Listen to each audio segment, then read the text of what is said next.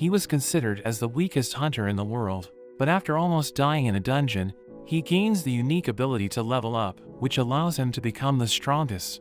10 years earlier, mysterious gates started appearing all over the world, releasing countless monsters, and they were immune to conventional weapons, so humanity struggled against them. But a group of humans awakened special powers, allowing them to defeat the monsters, and they became known as the Hunters. They're given rankings based on their abilities, and we learn that once their powers awaken, it's impossible for them to level up, so the only way for them to get stronger is to upgrade their equipment. We see a hunter named Kim as a man named Park approaches him, revealing that his wife is pregnant, so he needs to make money by raiding the dungeon. They notice a boy named Jinwoo approaching, and everyone greets him, as Park wonders if he's someone important. But we learn that he's only a ranky hunter, and he's considered as the weakest in the world, because he was almost killed while trying to clear the easiest dungeon. A girl named Jui approaches him, wondering what happened to his face. So he explains that he got injured while raiding a ranky dungeon, because there was no healer in their party, saying his companions were so strong that they didn't need one. Jui thinks they're selfish, but he blames himself for being weak, saying he's used to being treated as a burden. The leader Song-chi calls them for a meeting, and everyone is glad to work with him, because he's known as a capable hunter. They're about to enter the gate, as Kim tells Jinwoo to be careful, thinking he might get injured again. We learn that he's using a generic knife as his weapon, because that's all he can afford, but he's determined to succeed, and he enters the gate. We meet the chairman Gun-yi, as he reveals that hunters make profit by selling essence stones, which can be obtained by defeating monsters, and they're considered as valuable resources because they can be used to craft powerful equipment. He adds that mana crystals can also be obtained in the dungeon, and they serve the same purpose, but they're not as potent as the stones. The government plans to use the stones and crystals as a new power source because they're incredibly efficient and they don't pollute the atmosphere. We return to Jinwoo as he obtains his first essence stone, but a goblin attacks him, so he tries to fight back, but his knife shatters, and he ends up getting stabbed. Park kills the goblin, and Jui helps Jinwoo, who watches as their companions defeat the monsters. They're able to defeat the dungeon boss, and everyone celebrates, but Jui wonders why Jinwoo is still a hunter, saying she's worried about him, because he always gets injured.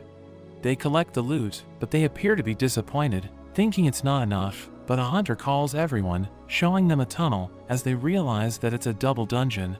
They know that they will find more loot inside, but Song-chi reveals that they can't explore it, because they need to wait for orders from the Hunters Association. But Kim suggests breaking the rules, so that they can collect the loot. Song-chi thinks it's too risky, saying they should take a vote, but half of them oppose the idea, including Jui. Jinwoo is the only one that hasn't voted, and he's going to break the tie, so he realizes that his decision is going to affect the outcome. He considers that he could end up dying, but he thinks about his current situation, knowing his father is missing and his mother is in the hospital. His sister can't help him because she's still a student, so it's up to him to provide for her, knowing he needs the money to make ends meet, so he decides to enter the tunnel. Meanwhile, the officials are testing the powers of the new hunters to determine their rankings. We meet the guildmaster of the Hunters Guild Choi, as he orders the officials to send offers to promising newbies, because they need more hunters in the guild. We see thieves stealing a bag, and they're about to escape, but a girl gets in the way, retrieving the bag, and causing them to crash.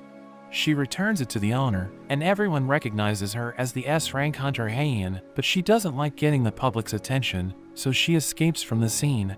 Back in the dungeon, the hunters explore the tunnel, as Jui questions Jinwoo's decision, reminding him that he almost died. He knows that she saved his life, and she tells him to show his gratitude by having dinner with her, causing him to become flustered. At that moment, they see a door, thinking the boss must be inside. But as they enter it, they realize that it's filled with statues, and Jinwoo sees one of them, realizing that it's bigger than the others, as everyone wonders why there are no monsters. They see an ancient tablet, which mentions the commandments of the temple, and Song-chi reads it, revealing that it's telling them to worship and praise God, and prove their faith to him, or they won't be able to leave the room alive. But Jui notes that the huge statue appears to be watching them, and the door suddenly closes, causing everyone to panic. A hunter tries to leave, saying they shouldn't have entered the tunnel, but a statue attacks him, killing him in an instant, and everyone falls into despair, wondering how they're supposed to escape. Jinwoo thinks that the statues are too strong to be in a D-rank dungeon, and he looks at the huge statue, realizing that it's watching them. He recalls how he always has a brush with death during his raids because he can't keep up with the other hunters. But he never gave up, and he learned to compensate for his weakness by observing everything in detail. He can tell that they're in trouble, so he tells everyone to take cover as the statue fires an energy beam, destroying everything in its path. Everyone realizes that their lives are in danger, and Song-chi tells everyone not to move because it could trigger another attack.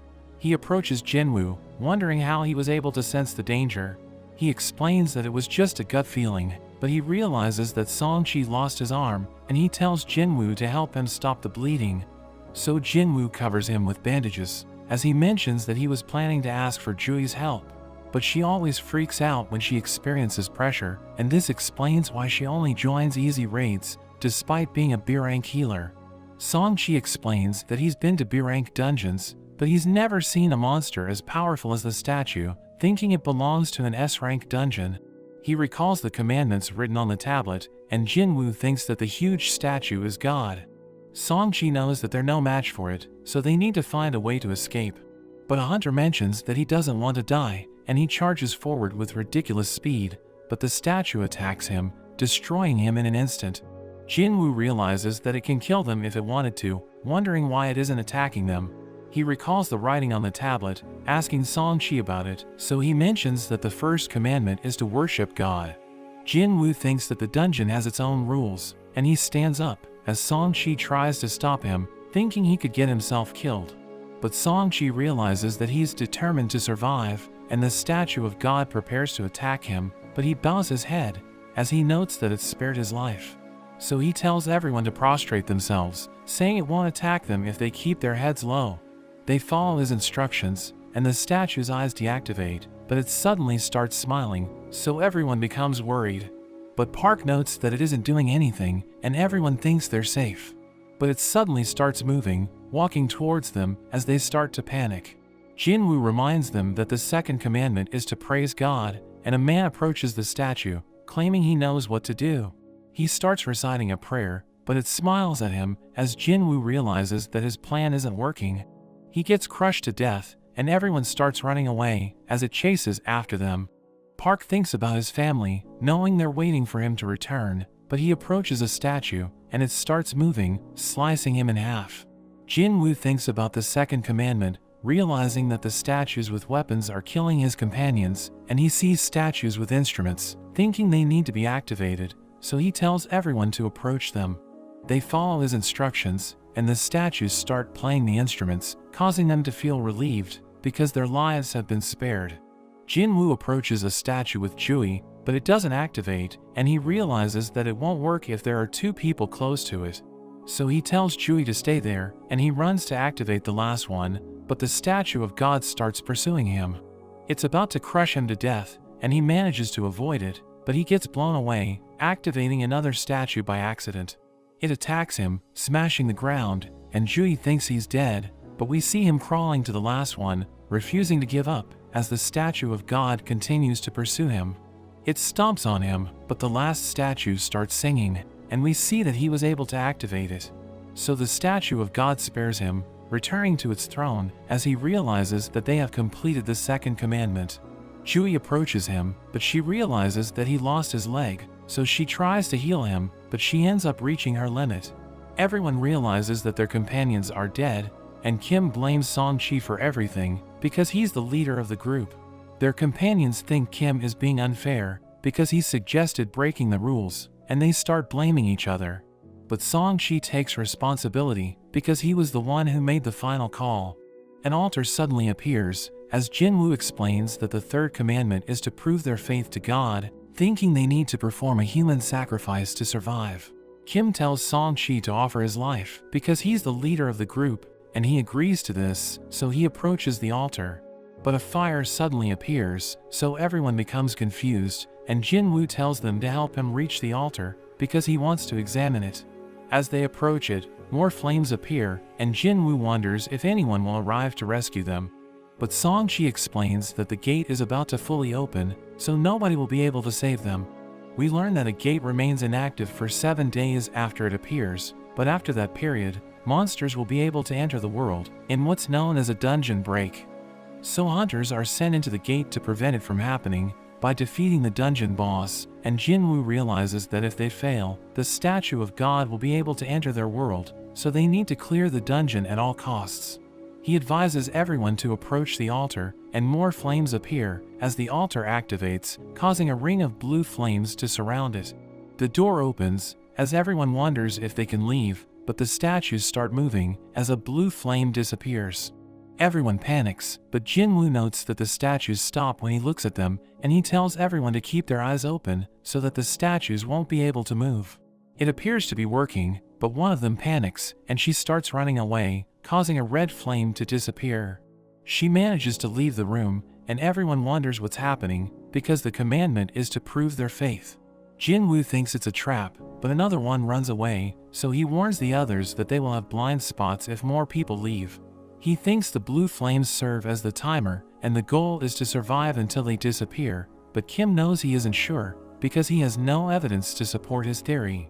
Kim thanks him for helping them survive, but he mentions that he has a family waiting for him, and he decides to run away. Jinwoo realizes that they can't stop all of the statues, and Song-chi tells Jui to escape with Jinwoo, but her legs stop moving because she has already spent all of her energy. So Jinwoo tells Song-chi to escape with her, saying he won't be able to run away because he only has one leg, and he gives her an essence stone, telling her to use it to buy dinner. She doesn't want to leave him, but Song-chi knocks her out and carries her away. Jinwoo is the only one left, knowing he doesn't stand a chance, but he takes a sword, planning to fight until his last breath. But the statues attack him, blowing him away, and he ends up losing an arm. He endures a brutal beatdown, and he lands on the altar as a statue prepares to strike him down. He notes that he doesn't want to die, so he starts crying, but the timer expires as he receives a system message asking him if he wants to become a player. He wakes up in a hospital, realizing that his body has been completely healed. He wonders if it was just a dream, but the manager of the Hunters Association surveillance team, Jinchul, enters his room. Jinchul explains that he was unconscious for the past 3 days, and he wonders what happened to Jui and Song-chi. Jinchul reveals that they survived, but Song-chi lost his arm, so he might be forced to retire as a hunter, and Jui is suffering from trauma, so she needs psychiatric care before she can join another raid. He reveals that the White Tiger Guild rushed to the dungeon because they were alerted by the survivors, but they never saw the statues, and Jinwoo was found lying on the ground. Everyone finds this strange, but they believe that the survivors are telling the truth because the remains of the other hunters were found on the scene. Jinchul thinks that an E-rank hunter could never survive the incident, so he believes that Jinwoo unlocked a new level of power through his second awakening. He pulls out a gadget, explaining that it will measure Jinwoo's magic, and he becomes excited, thinking he has become stronger. But as he touches it, we see that his score is 10, which is considered abysmal, because even the weakest hunters get a score of 70. So Jinchul explains that they were mistaken, and they leave the room, thinking he's as weak as a civilian. Jinwoo is disappointed with the result, but he wonders why they didn't inquire about the screen, because he can see it floating in his room. He wonders if he's the only one who can see it, and at that moment, his sister Gina arrives, revealing that she was worried about him. She tells him that she will quit school and get a job so that he can stop being a hunter because he always ends up in the hospital. He apologizes for making her worried, and he inquires about the screen, but she becomes confused because she can't see it. He asks her how she checks her messages in video games, and she tells him that he just needs to open the message box. So he mentions the message box, and the system recognizes his command, informing him that he has a daily quest. He thinks about how he has become a player, and Gina decides to let him rest, as he reads his notifications, realizing that the system is designed to assist him, but he will receive a penalty if he fails to comply. He accepts the daily quest, and the system gives him a simple workout routine, warning him that he will receive a penalty if he fails. But Jinwoo thinks it's impossible to complete it, because he's still in the hospital, so he decides to take a nap. Meanwhile, Jinchul reports to Gunyi, informing him that Jinwoo didn't undergo a second awakening. Gunyi mentions that the case is full of mysteries, thinking there's still much they need to learn about dungeons, so they decide to label it as a special case, which will require further evaluation. Choi orders Haein to become the instructor in a B-rank raid, saying it will serve as practical training for the new recruits.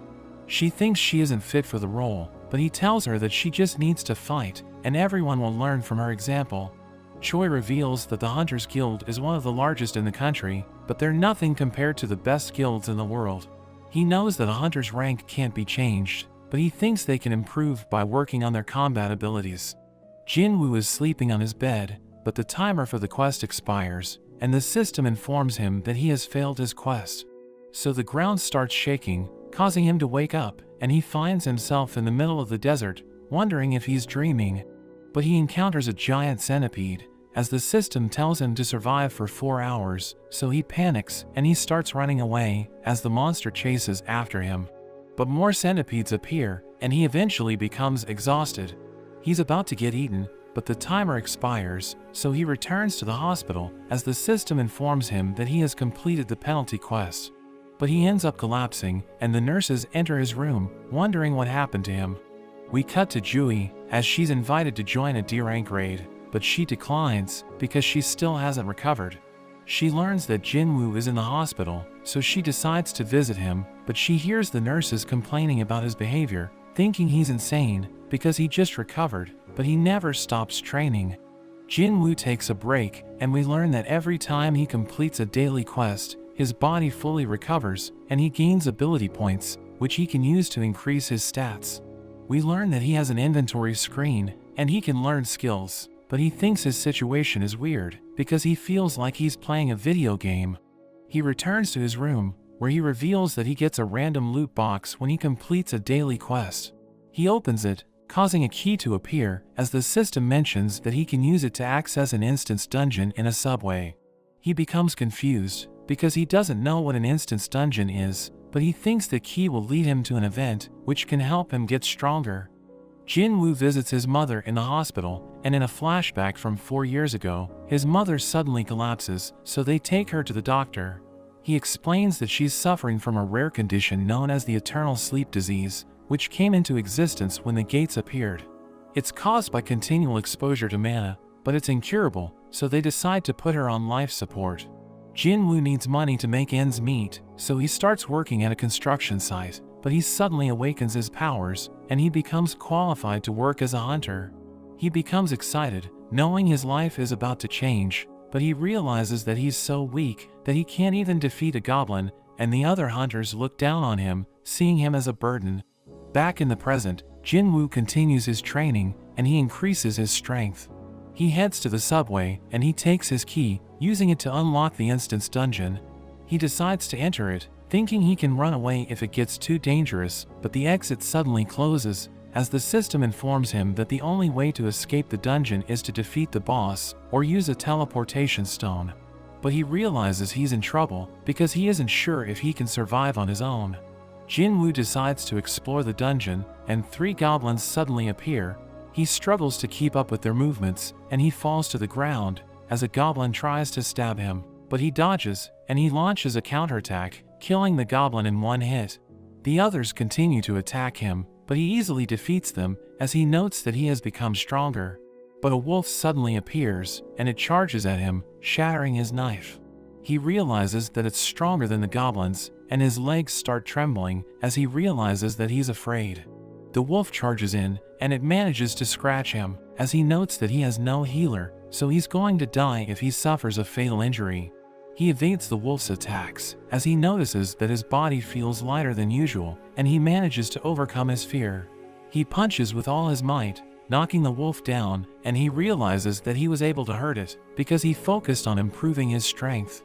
But the wolf recovers, and it lunges at him, so he tries to stop it with his fists, but he realizes that his attacks are working.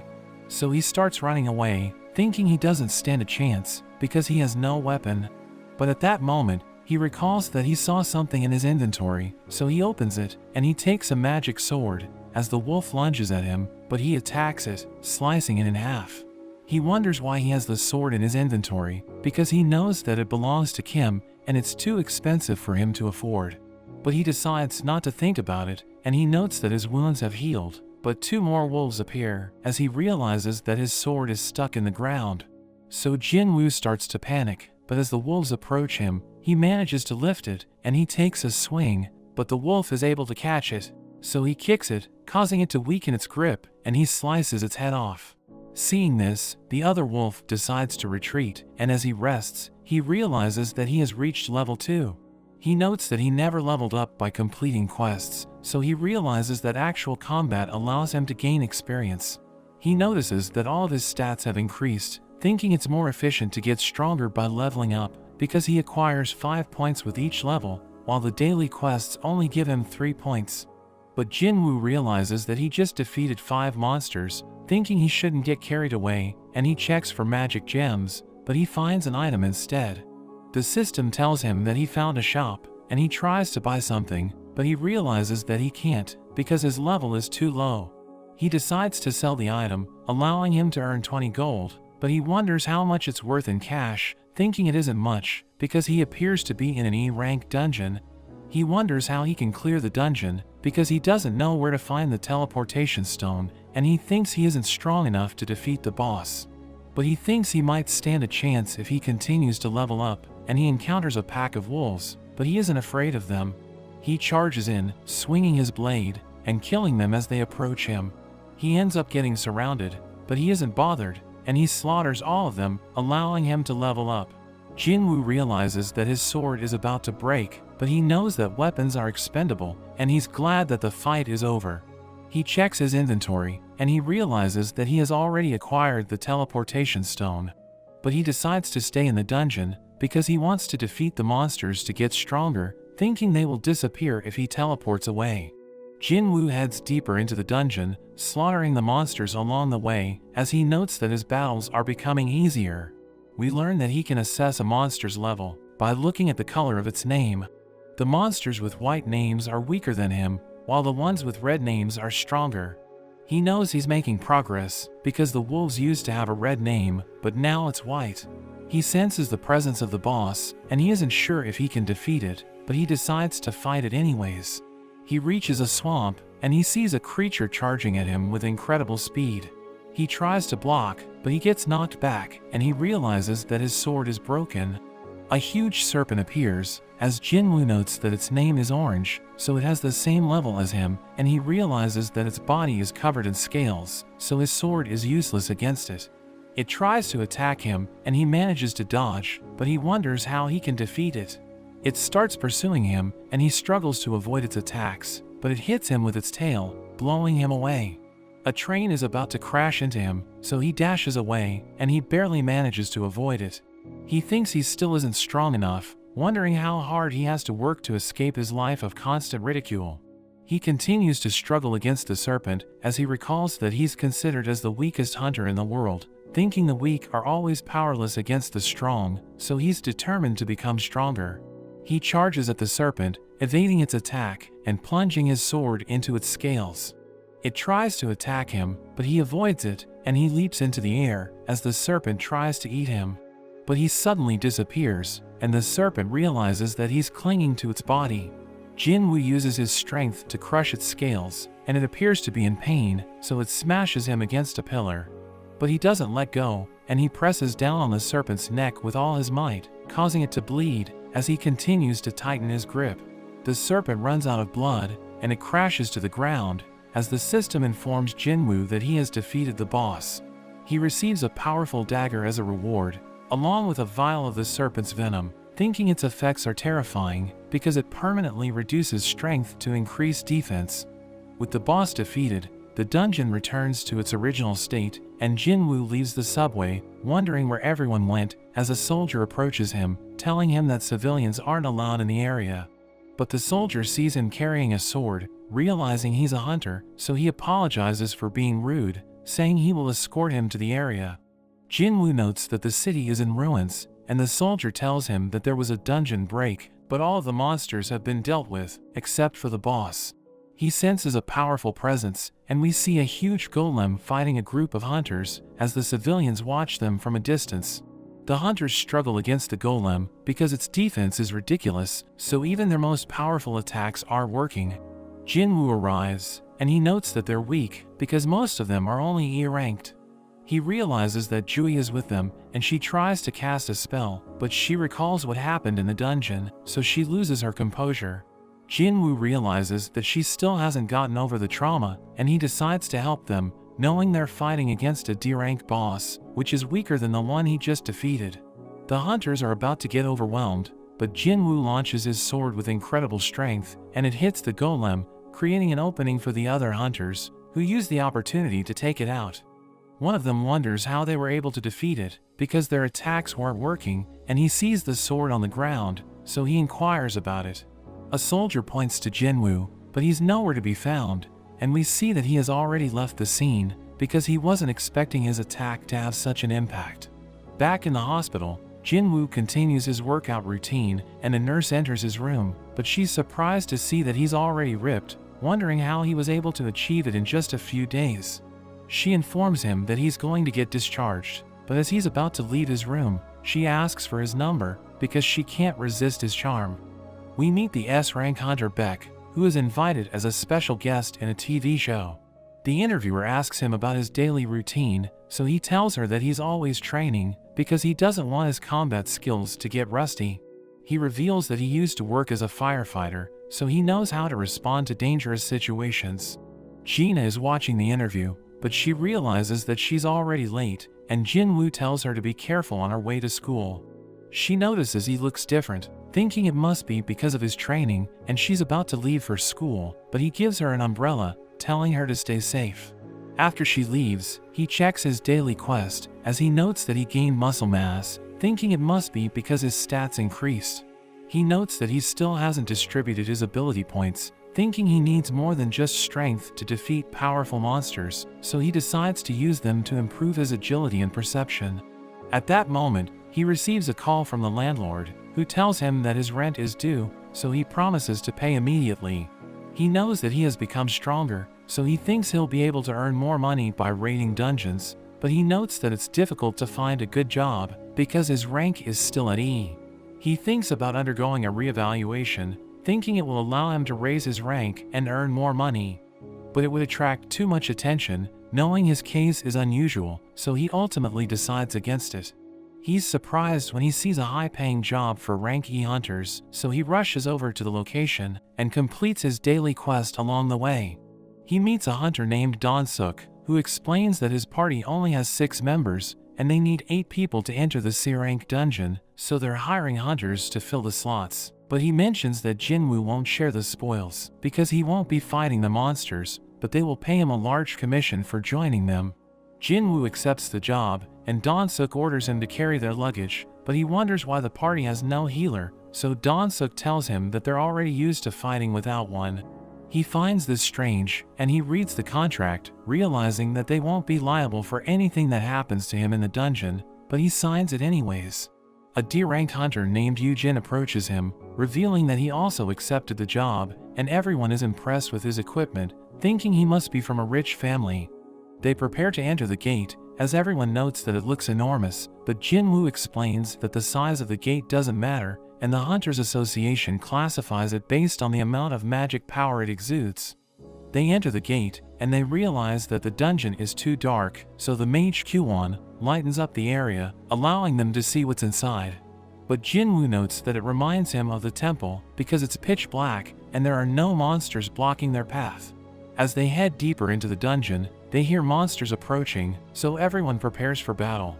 But they're surrounded by openings, so they panic, wondering where the monsters will come from. But Jinwoo observes his surroundings, and he warns them that the ants will attack from above. So they're able to respond on time, and they start fighting the ants, as Jinwoo notes that they're used to working together. He observes that Yujin lacks strength, but his equipment allows him to make up for it, and he's glad that everyone is doing well, but he admits that he's frustrated, because the job is too easy. They're able to defeat the ants, and they start searching for magic gems, as Donsuk wonders how Jinwoo was able to predict where the ants would come from. He mentions that it was just a gut feeling, and Kyuwon notes that the ants have bite marks, thinking they were attacked by a powerful monster. Yu Jin is happy that he was able to kill a monster, revealing that this is his first mission, so his father bought him expensive gear, but Jinwoo warns him to be cautious, because he can sense that something's wrong. At the White Tiger Guild, we see the hunters in the gym when they notice an explosion, but they maintain their composure, because it happens all the time, knowing their guildmaster is just training. We see that Beck blew a massive hole into a boulder, but he mentions that it isn't even a warm-up, ordering his subordinates to clean it up. We return to the dungeon, as Jinwoo continues to carry the luggage for the group. But he thinks that Donsuk's party is suspicious, because they have no healer despite their excellent teamwork. They see injured ants along the way, thinking the boss should be nearby, and as they proceed deeper into the dungeon, they reach an area surrounded by mana crystals, thinking they're going to be rich. Yu Jin reads Jinwoo's contract, and he explains that the crystals don't count as spoils, so Jinwoo must receive a portion of it. Donsuk agrees with him, but he reveals that the boss is guarding the crystals, and they know that the dungeon will close after it's defeated. So he suggests mining the crystals before they deal with it, knowing it's still sleeping, but Donsuk explains that they left their mining tools, so they need to leave the dungeon to get it. They leave Yu Jin and Jinwoo inside, and Donsuk orders Kwon to block the path, so he uses his magic, causing an explosion which seals the entrance. Jinwoo realizes that they have been betrayed, as he recalls that Song-chi warned him that the crime rate for dungeon raids is high, because there's no way to tell if a hunter has been murdered in a dungeon. Yu Jin blames himself for talking about the contract, but Jinwoo knows that Donsuk's party was planning to kill them from the very beginning. The spider approaches them, and Yu Jin promises to protect Jinwoo, who notes that the spider is stronger than the bosses he defeated so far. He believes that he's no match for it, but he recalls his encounter with the statue of God, knowing the spider is nothing compared to it. So he tells Yu Jin to stand back, as he prepares to fight the boss. Donsuk's companion wonders why they're using the spider to eliminate Jinwoo and Yu Jin, so he explains that he didn't want to risk waking it up. He thinks that it will go to sleep after it eats them, and he reveals that there's a small path above the cave, planning to use it to return, as he mentions that Jinwoo and Yu Jin are as good as dead. Yu Jin thinks that Jinwoo doesn't stand a chance, because he's just an E-rank hunter, but he refuses to back down, thinking he's strong enough to defeat it. He charges in, attacking with ridiculous speed, and Yu Jin is surprised to see this. But we cut to Gun Yi, as he tells Jinchul that he's exhausted because of his meetings. So Jinchul invites him to a sparring match, thinking it will help him unwind. He accepts it, saying he's out of his prime, but as they start training, Jinchul struggles to hit him, and he counters with a devastating blow, allowing him to win the match. Jinchul thanks Gun Yi for his guidance, saying he's amazing, because he's incredibly strong for his age. He tells Jinchul that his moves have improved, advising him not to neglect his training, because it will help him survive dangerous situations. We return to Jinwoo, as he tries to cut the spider's legs, but he realizes that its armor is too tough, and he notes that its attacks are deadly, thinking it could kill him in one hit. He struggles against it, as Yu Jin wonders how he can move so fast, thinking he must have intentionally lowered his ranking by controlling his magic. But Yu Jin becomes afraid, because few hunters are capable of doing this, and they're usually psychopaths who take pleasure in killing.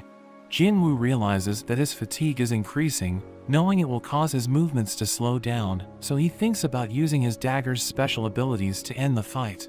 He sees the spider's head, thinking it's the weak spot, so he charges in, but the spider spits acid, forcing him to retreat. He knows that he needs to close the distance, so he uses his dash skill, allowing him to move even faster. He attacks the spider's head, and it has no effect, but he refuses to give up. So he continues his assault, but his fatigue accumulates, causing him to slow down, and he crashes to the ground. The spider is about to strike the finishing blow, but he uses his full recovery, allowing him to dodge it, and he launches a surprise attack, stabbing the spider's eye. The dagger's ability activates, paralyzing the spider and draining its health, as Jinwoo continues his relentless assault. It crashes to the ground, and the system mentions that the boss has been defeated, but Yu Jin can't believe his eyes, thinking he was right about Jinwoo. So he tells Jinwoo to relax, as he mines the crystals, but at that moment, Donsuk's party arrives, realizing that the boss has been defeated. They think Yu Jin was the one who killed it, and Dan-suk tells him to eliminate Jinwoo, saying they will spare his life if he obeys them. But he refuses, preparing to fight them, so they start approaching him, and at that moment, Jinwoo receives an urgent quest, telling him to eliminate them. He's surprised to see this, realizing that the system is telling him to kill people, but Kwon suddenly attacks him, blowing him away. We meet the hunter Hegan, as she starts talking with her friends, asking them how they're doing. Her friend reveals she entered an A-rank dungeon to train, but it was cleared in an instant, because Haein easily defeated the monsters. The girl thinks they are lucky to be in the large guilds, and she mentions a rumor, saying there are teams with an abnormally high casualty rate. We return to the dungeon, as everyone thinks that Jinwoo is dead, but we see that he's still alive, and he recalls that he lives in a world where only the strong survive, wondering how he forgot about this. He's about to lose consciousness, but he realizes that the system wants him to survive, so it's telling him to fight for his life. He gets back up, surprising everyone, as he realizes that he has to be strong, because the weak people will have everything taken from them. They call him the weakest hunter in the world, but he asks them if they're ready to face the consequences, as he unleashes an ominous aura. Dan-suk's companion approaches him, reminding him that he's just an A-rank hunter, but he suddenly kills the man, slicing his head off. Everyone is surprised to see this, wondering when he pulled out his weapon, and he notes that he just murdered someone, but he knows that he did it to save his own life. Dan-suk's party attacks him, but he manages to defend himself, slaughtering them as they try to kill him. Kwon tries to blast him, but he suddenly disappears, and lands a counterattack, taking him out in an instant.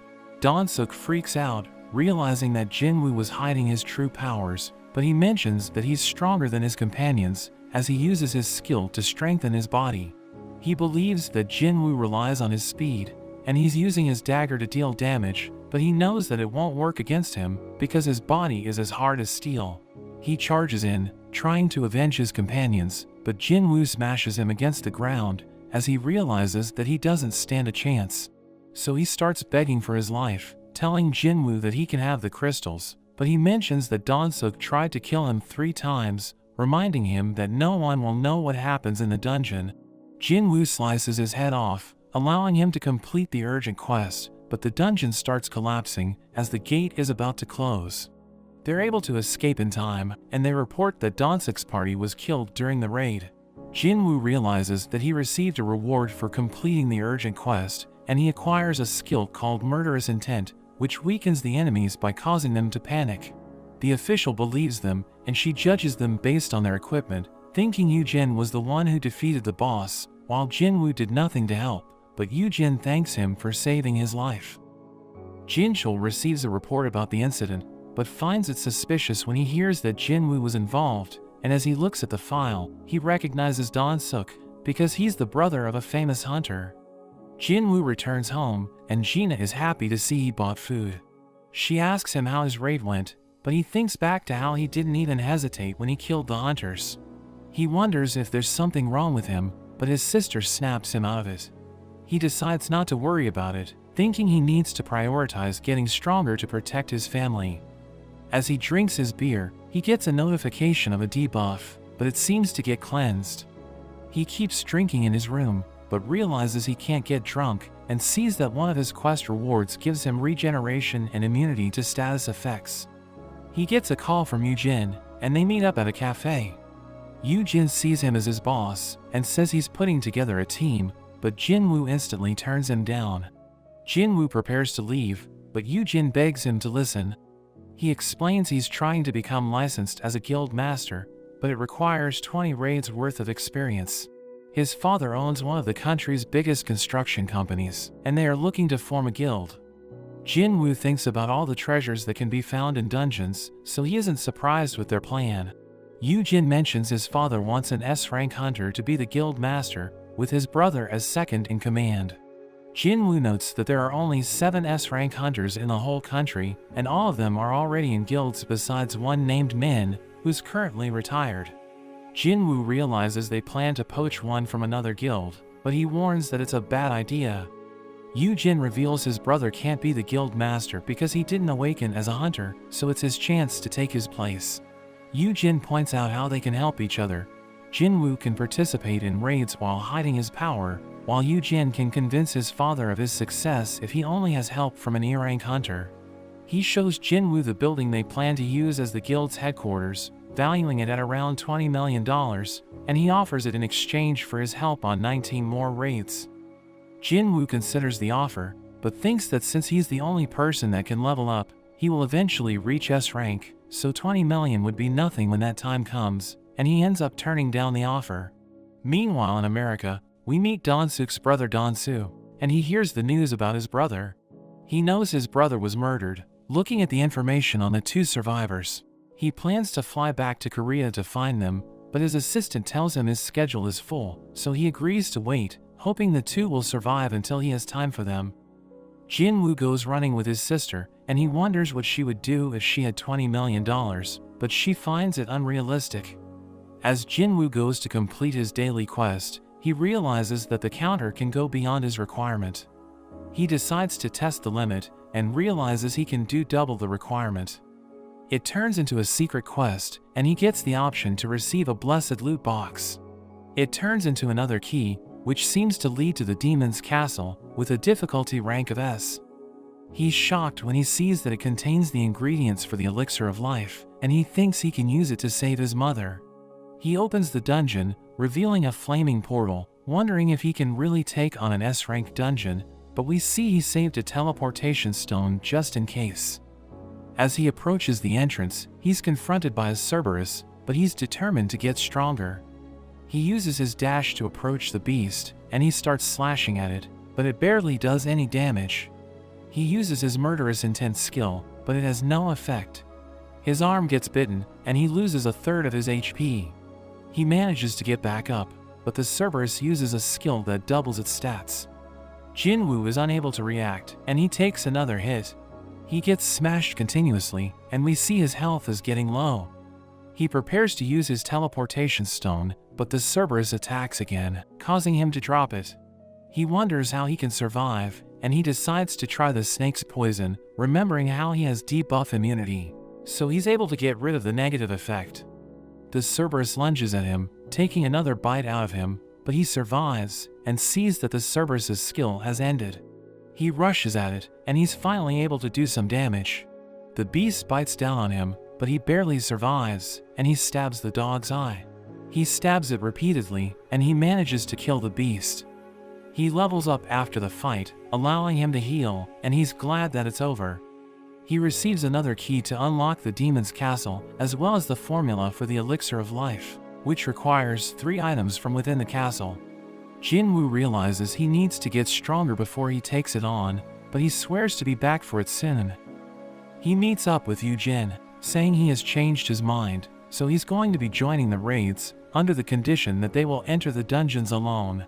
Yu Jin is surprised to hear this, reminding him that they need 8 members to enter the C-rank dungeons, but he explains that they can just hire people to meet the quota. Yu Jin thinks it's too risky, but Jinwoo tells him that they will be able to clear dungeons without casualties, and his father will be impressed to learn about this. He realizes that Jinwoo has a point, so he decides to look for members to join them.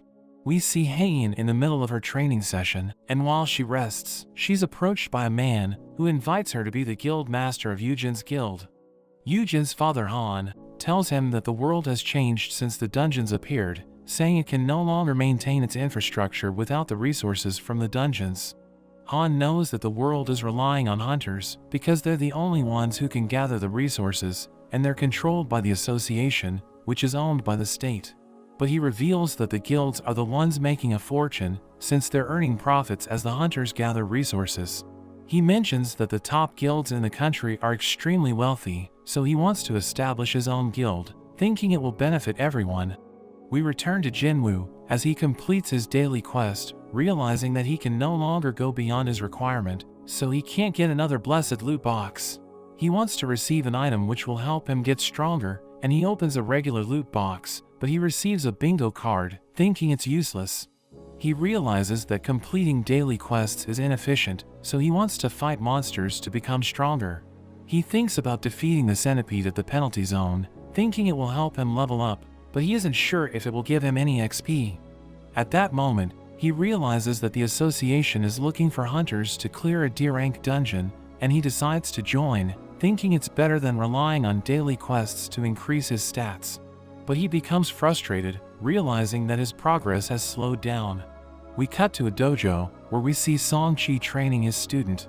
He receives an emergency summon from the Hunters Association, and his student wonders if he's going to retire as a hunter since he already lost his arm, but he explains that he wants to do his best to contribute to society. We see Kim with his family, and he also receives the emergency summon, but his wife wants him to quit being a hunter, reminding him that he almost died during the last raid. But he explains that he needs to make ends meet, telling her that he's going to be okay. At the Hunters Guild, Choi talks to Beck, who appears to be upset because Choi arranged the interview for him at the association. He thinks it was a waste of time, telling Choi that he should have attended it instead, but he explains that he isn't qualified because he isn't as likable.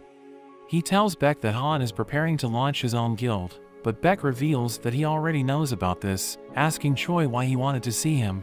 Jui receives a call from her mother, who reveals that she's worried about her because she appears to be having issues, asking her to quit being a hunter. But she becomes upset, telling her mother to stop running her life, and she ends the call. She starts questioning her capabilities, but she wants to keep on trying, and as she leaves her room, we see that she has received the emergency summon. Haein approaches Choi, and she tells him that she was invited to be the guild master of Yujin's guild, but she reveals that she turned them down, and he's happy to hear this. She tells him that she saw Beck on her way to the office, wondering what he's doing there. We learn that Choi told Beck about Jeju Island, revealing that it has been sealed off after their raid failed, and everyone's trying to forget about it. Beck thinks it doesn't matter, but Choi becomes upset, saying he'll never forget what happened on the island. He wants to clear it, asking Beck to help him gather allies, as he wonders if Beck also lost something during their raid. Beck recalls that they ended up getting overwhelmed, leading to the death of his friends, and he continues to think about them to this day. We see Song-chi walking around the city as he thinks about his magical powers, thinking it doesn't fit him since he's a swordsman. Along the way, he encounters Jinwoo, realizing that his leg has been healed, so Song-chi wonders what happened to him. He explains that his leg was already healed when he woke up, so Song-chi thinks that a high-ranked healer took care of it. He's happy to see Jinwoo, but he realizes that Song-chi never got his arm back, so he becomes sad, but Song-chi tells him it's okay, and they realize that they're going to be working together. They make their way to the portal, where they see Jui and Kim with another man, who joined them during their last raid. Jui is happy to see them, but the men fall silent, because they're ashamed of what they did, knowing they sacrificed Jinwoo to save themselves. Jui realizes that Jinwoo looks different, and she's glad that he was able to recover. But at that moment, a van arrives, and 3 convicts join them, as the official reveals that they were sent by the association to clear the dungeon, because there aren't enough hunters in the area. She assures everyone that they won't cause trouble, because the B-rank hunter Kang will be watching over them, thinking he should be able to dispose of them if they don't cooperate. Jinwoo finds them suspicious, telling Jui not to participate in the raid, but she tells him that she's joining because she wants to stay with him. Kang removes the convicts' restraints, but he warns them that he will kill them if they act up. He wonders who's going to be acting as the raid leader, and Jinwoo tells Song-chi to take the role. He thanks Jinwoo for trusting him, blaming himself for what happened in the temple, as he mentions that they were only able to survive because of Jinwoo. So he thanks Jinwoo for saving their lives, and they head into the portal, ready to face what lies ahead. They're attacked by goblins, but the convicts are easily able to deal with them, and Song-chi wonders if they are the real monsters. Jinwoo also easily takes out the goblins, and Jui notes how she hasn't even needed to heal him. They continue exploring the dungeon, and come to a fork in the road. Kang suggests they should split up, and he decides to take the convicts down one of the paths, but tells them to regroup if they find the boss room. However, thanks to Jinwoo's perception, he's able to tell which path leads to the boss. He thinks that the goblins aren't enough XP for him, so he tells Song-chi to take the left path. Kim and the other man take the middle, and they split up, but Jinwoo notices Kang watching him. Kim takes out a goblin, and he's glad they're pretty weak. The other man hopes things go smoothly, but Kim thinks it can't be that bad since they let the weakest hunter on the mission, so the dungeon must be low level. But the man reminds him that Jinwoo was also in the last dungeon. Kim feels bad remembering how they abandoned him, and he decides to apologize to Jinwoo after this mission.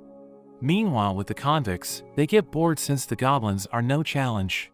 In a flashback, we see Kang talking to a man who complains about the 3 men who abused his daughter, and she ended up taking her own life. But hunters are able to get reduced sentences by participating in dungeon raids. He thinks it's not fair, so he offers Kang money to kill them in the dungeon, saying that no one outside will know what happened. Back in the present, Kang tells the men he plans to report that they died to a horde of goblins. He easily takes them down, and he prepares to torture them, but Kim suddenly walks in on him. Meanwhile, Jinwoo remembers how he met Kang at the hospital, hoping he doesn't recognize him. But he suddenly hears a scream, so they rush back and find the bodies of the convicts. Kim's companion is down, and Kim is also in terrible condition. Jui quickly goes to heal him, and Song-chi can tell he was attacked with a blade.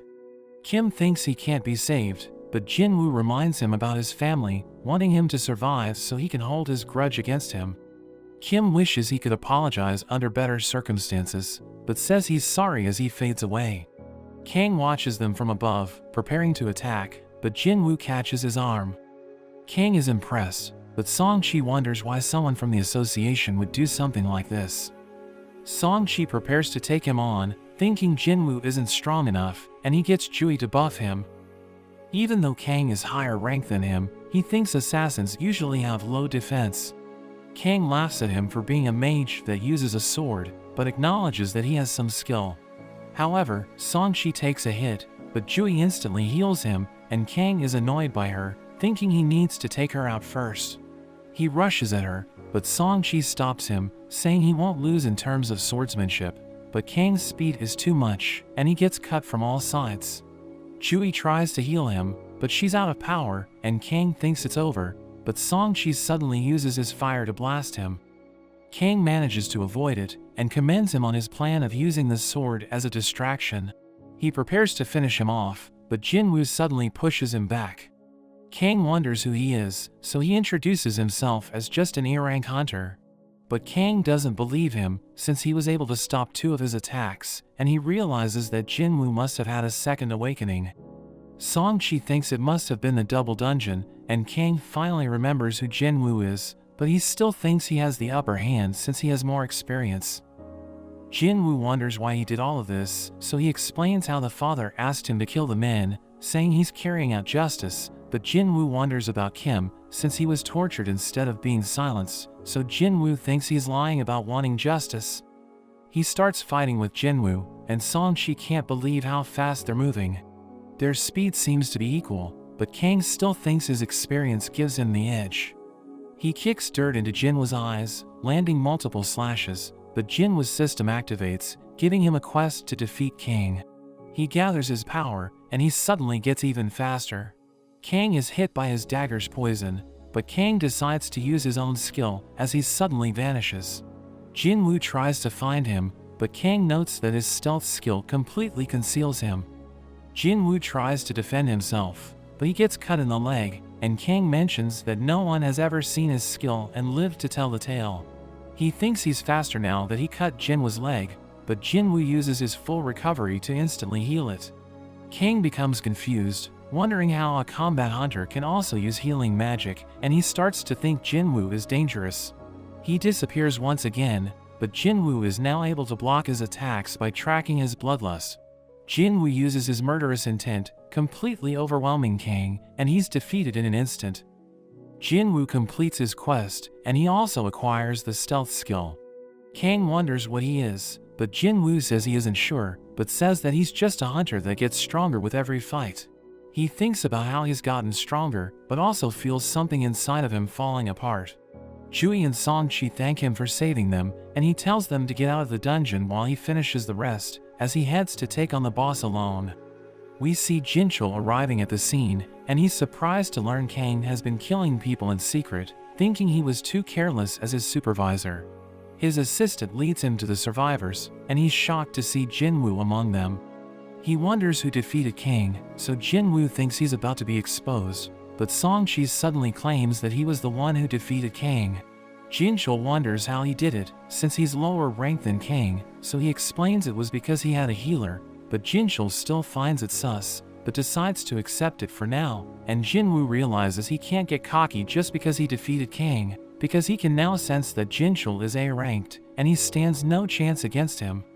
Songshi apologizes for overstepping, but thinks Jinwoo must have a good reason for hiding his strength, saying this is his way of repaying him.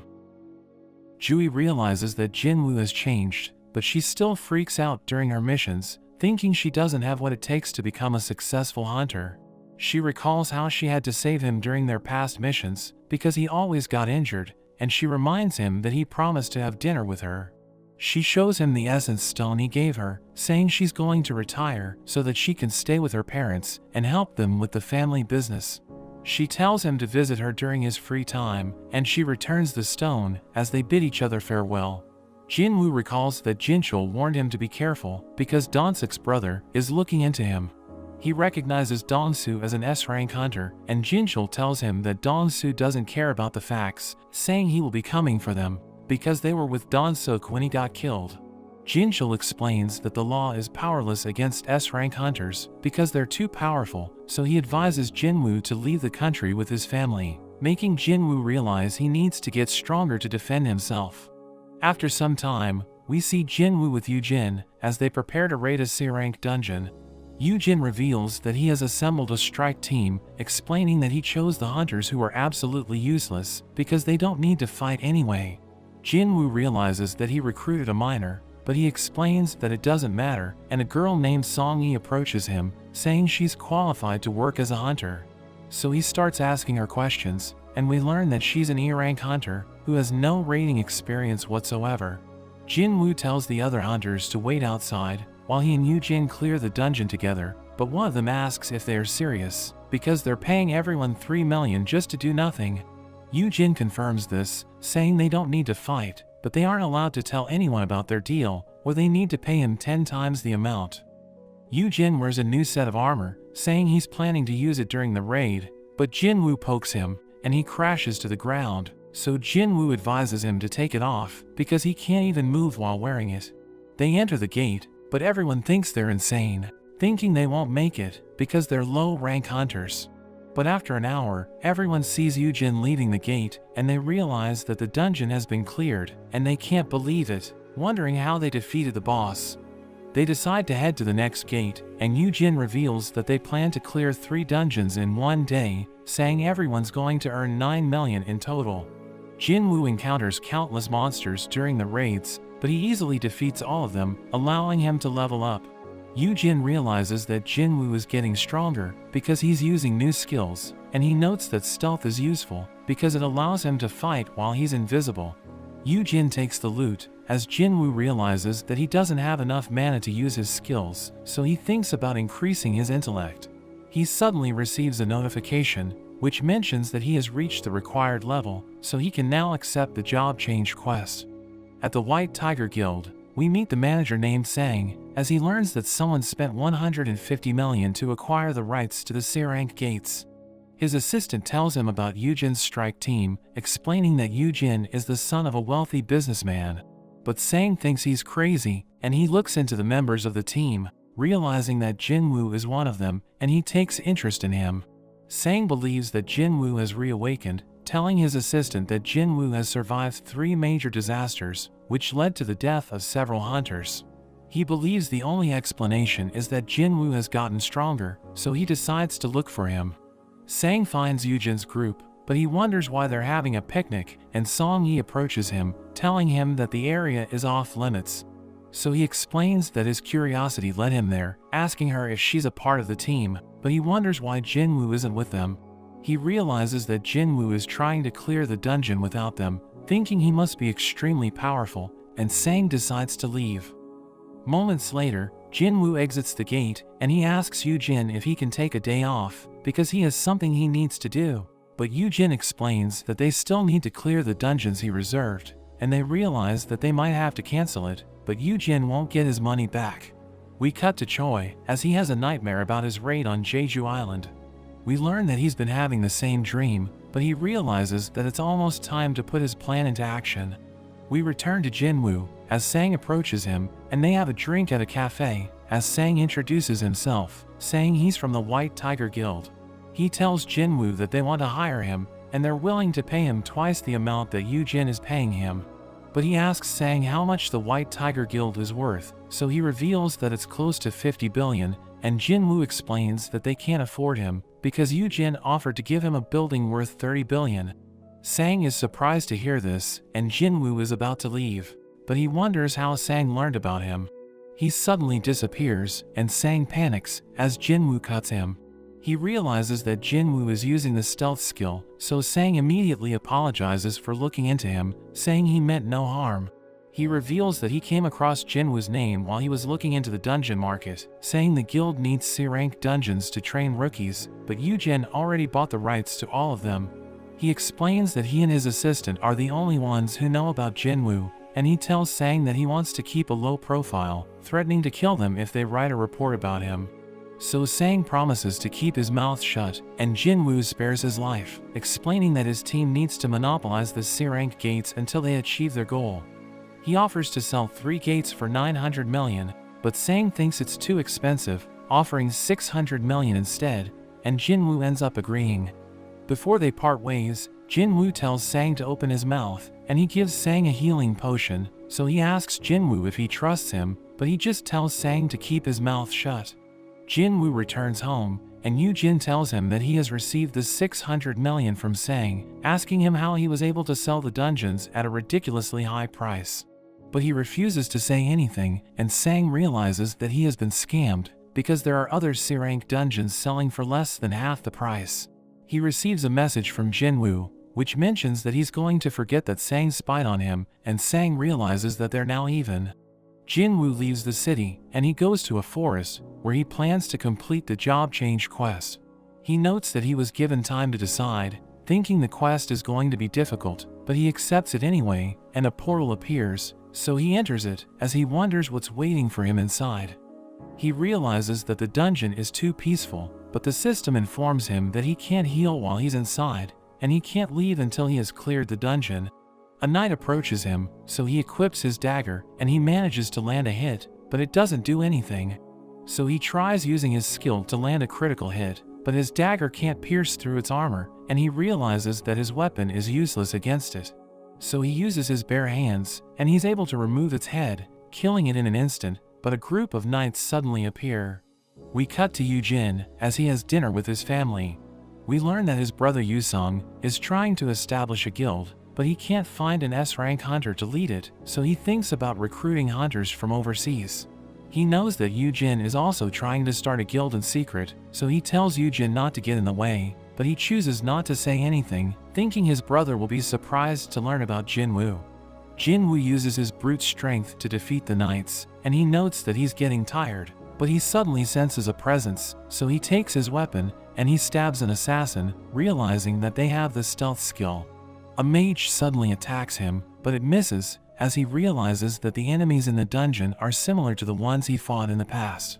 He knows that dealing with them is going to be difficult, because they have different weaknesses, and he notes that he needs higher intellect to deal with the mages. So he struggles against them, and he realizes that his fatigue is starting to build up. But he still manages to defeat them, and he realizes that they dropped an armor, so he decides to wear it, realizing that it's invisible, and it doesn't restrict his movements. He notes that his fatigue has recovered, so he decides to proceed deeper, and he sees an enormous door, so he opens it, thinking he's about to meet the boss. He enters the throne room, where he senses a powerful presence, as the knight commander named Igris appears. He realizes that it's stronger than him, thinking it's nothing like the opponents he defeated so far. It suddenly charges in, and he's able to evade its attack, but it shatters the pillar behind him. Igris takes a swing, and he tries to block it, but it sends him flying, and Igris continues to pursue him as he struggles to keep up with its movements. He tries to fight back, but it dodges his attacks, and he manages to land a hit, but it doesn't do anything. Igris strikes back, and he tries to defend against it, but it manages to overpower him, pushing him back. He notes that he can match Igris's speed, but he's no match for its strength, and his dagger is useless against its armor, so he wonders how he can defeat it. He doesn't think he can win without his weapon, but he decides to throw hands, and Igris throws away his weapons, wanting to fight fair. We see Gunyi in his office as Jinchul joins him, telling him that Choi has made his move, and Gunyi receives a call from Choi, who reveals that his group is ready to head out. He thanks Gunyi for approving the mission, and Gunyi explains that the public hasn't forgotten about Jeju Island, telling him to be careful. We return to Jinwoo, as Igris smashes him to the ground and throws him away. He endures a brutal beatdown, and he notes that he would have died if it weren't for his armor. Thinking the only way to defeat Igris is to boost his speed, so he uses his dash skill and he attacks Igris with everything he has. But it manages to evade his attacks, and it counters, launching him to the air and smashing him into the ground. But Jinwoo refuses to give up, attacking Igris relentlessly, and he's able to hit its head, causing it to black out. But it immediately recovers, and it becomes enraged, delivering a devastating combo and sending him crashing against the wall. Jinwoo is exhausted, as Igris summons its sword, trying to finish him off, but he still refuses to give up, pushing the sword away. He equips his dagger, and he uses it to blind Igris, causing it to become stunned, as he smashes it against the corner. But Igris takes his dagger, trying to use it to kill him, but it suddenly disappears, because it can't change owners, so it returns to Jinwoo's inventory. He equips it once again, and he targets Igris's neck, attacking it with everything he has. The dagger pierces through it, killing Igris in an instant, as Jinwoo realizes he has won, but he notes that he just got lucky, because Igris was the superior fighter.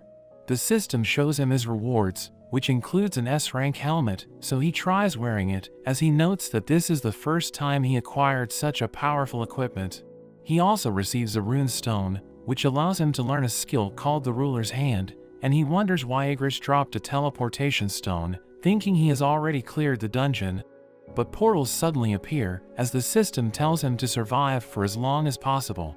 It displays a timer, as countless knights enter the room, so Jinwoo takes them on, but he realizes that there's too many of them.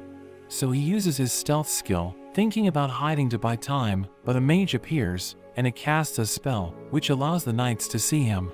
He's about to get hit, so he uses his murderous intent, stunning the knights, and he takes them out, but he realizes that he's running out of mana. He struggles to fight on, realizing that he has only survived for 5 minutes, and he thinks about using the teleportation stone, but a knight suddenly attacks him, causing him to drop it.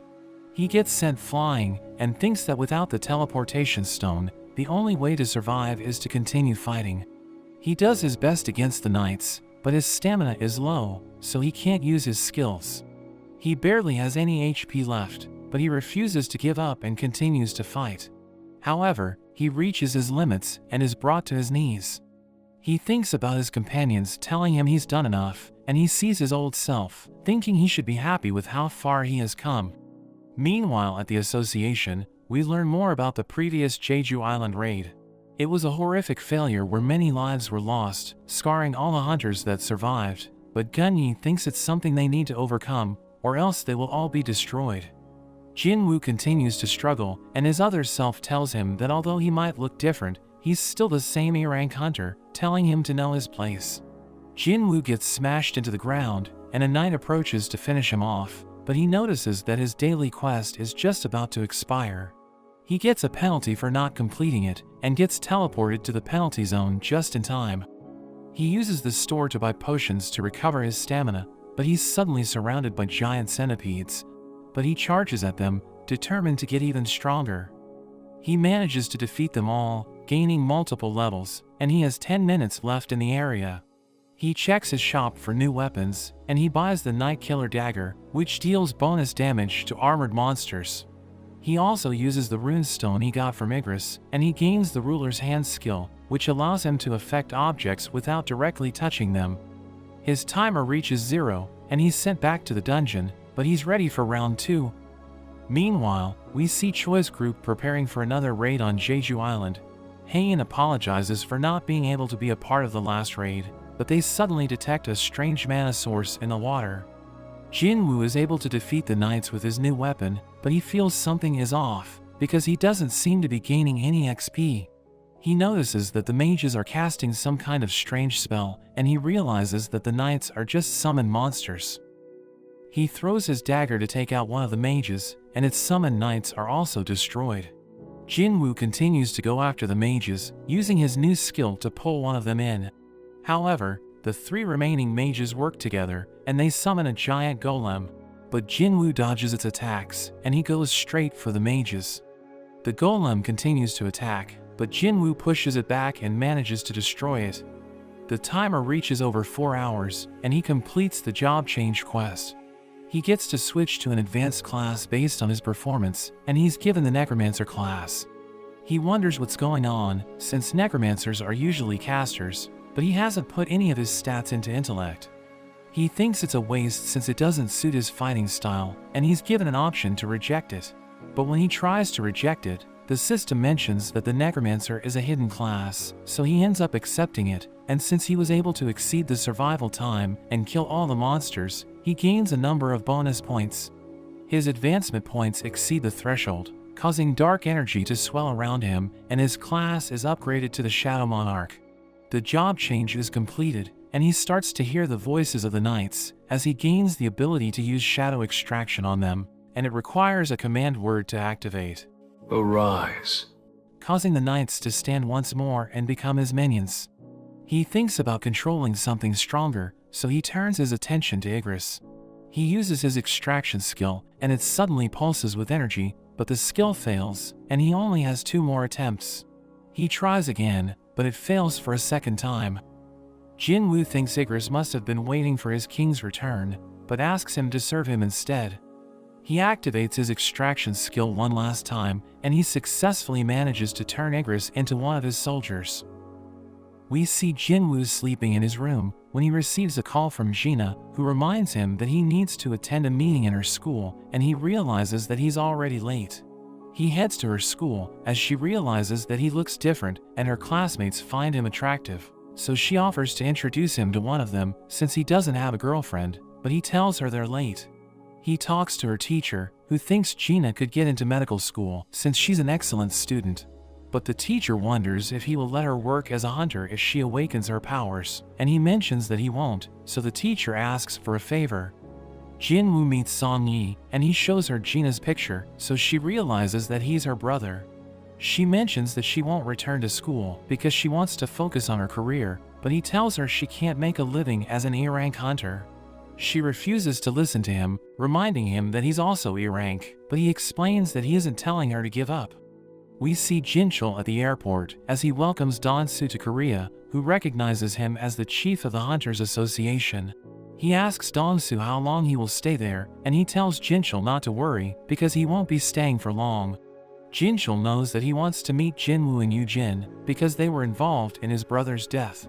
But he tells Jinchul not to play dumb because the surveillance team knows that he's there to kill them.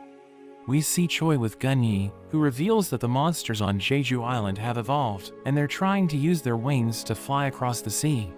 Choi knows that they still can't fly far because they fell into the sea, but he thinks they might become an even greater threat in the future.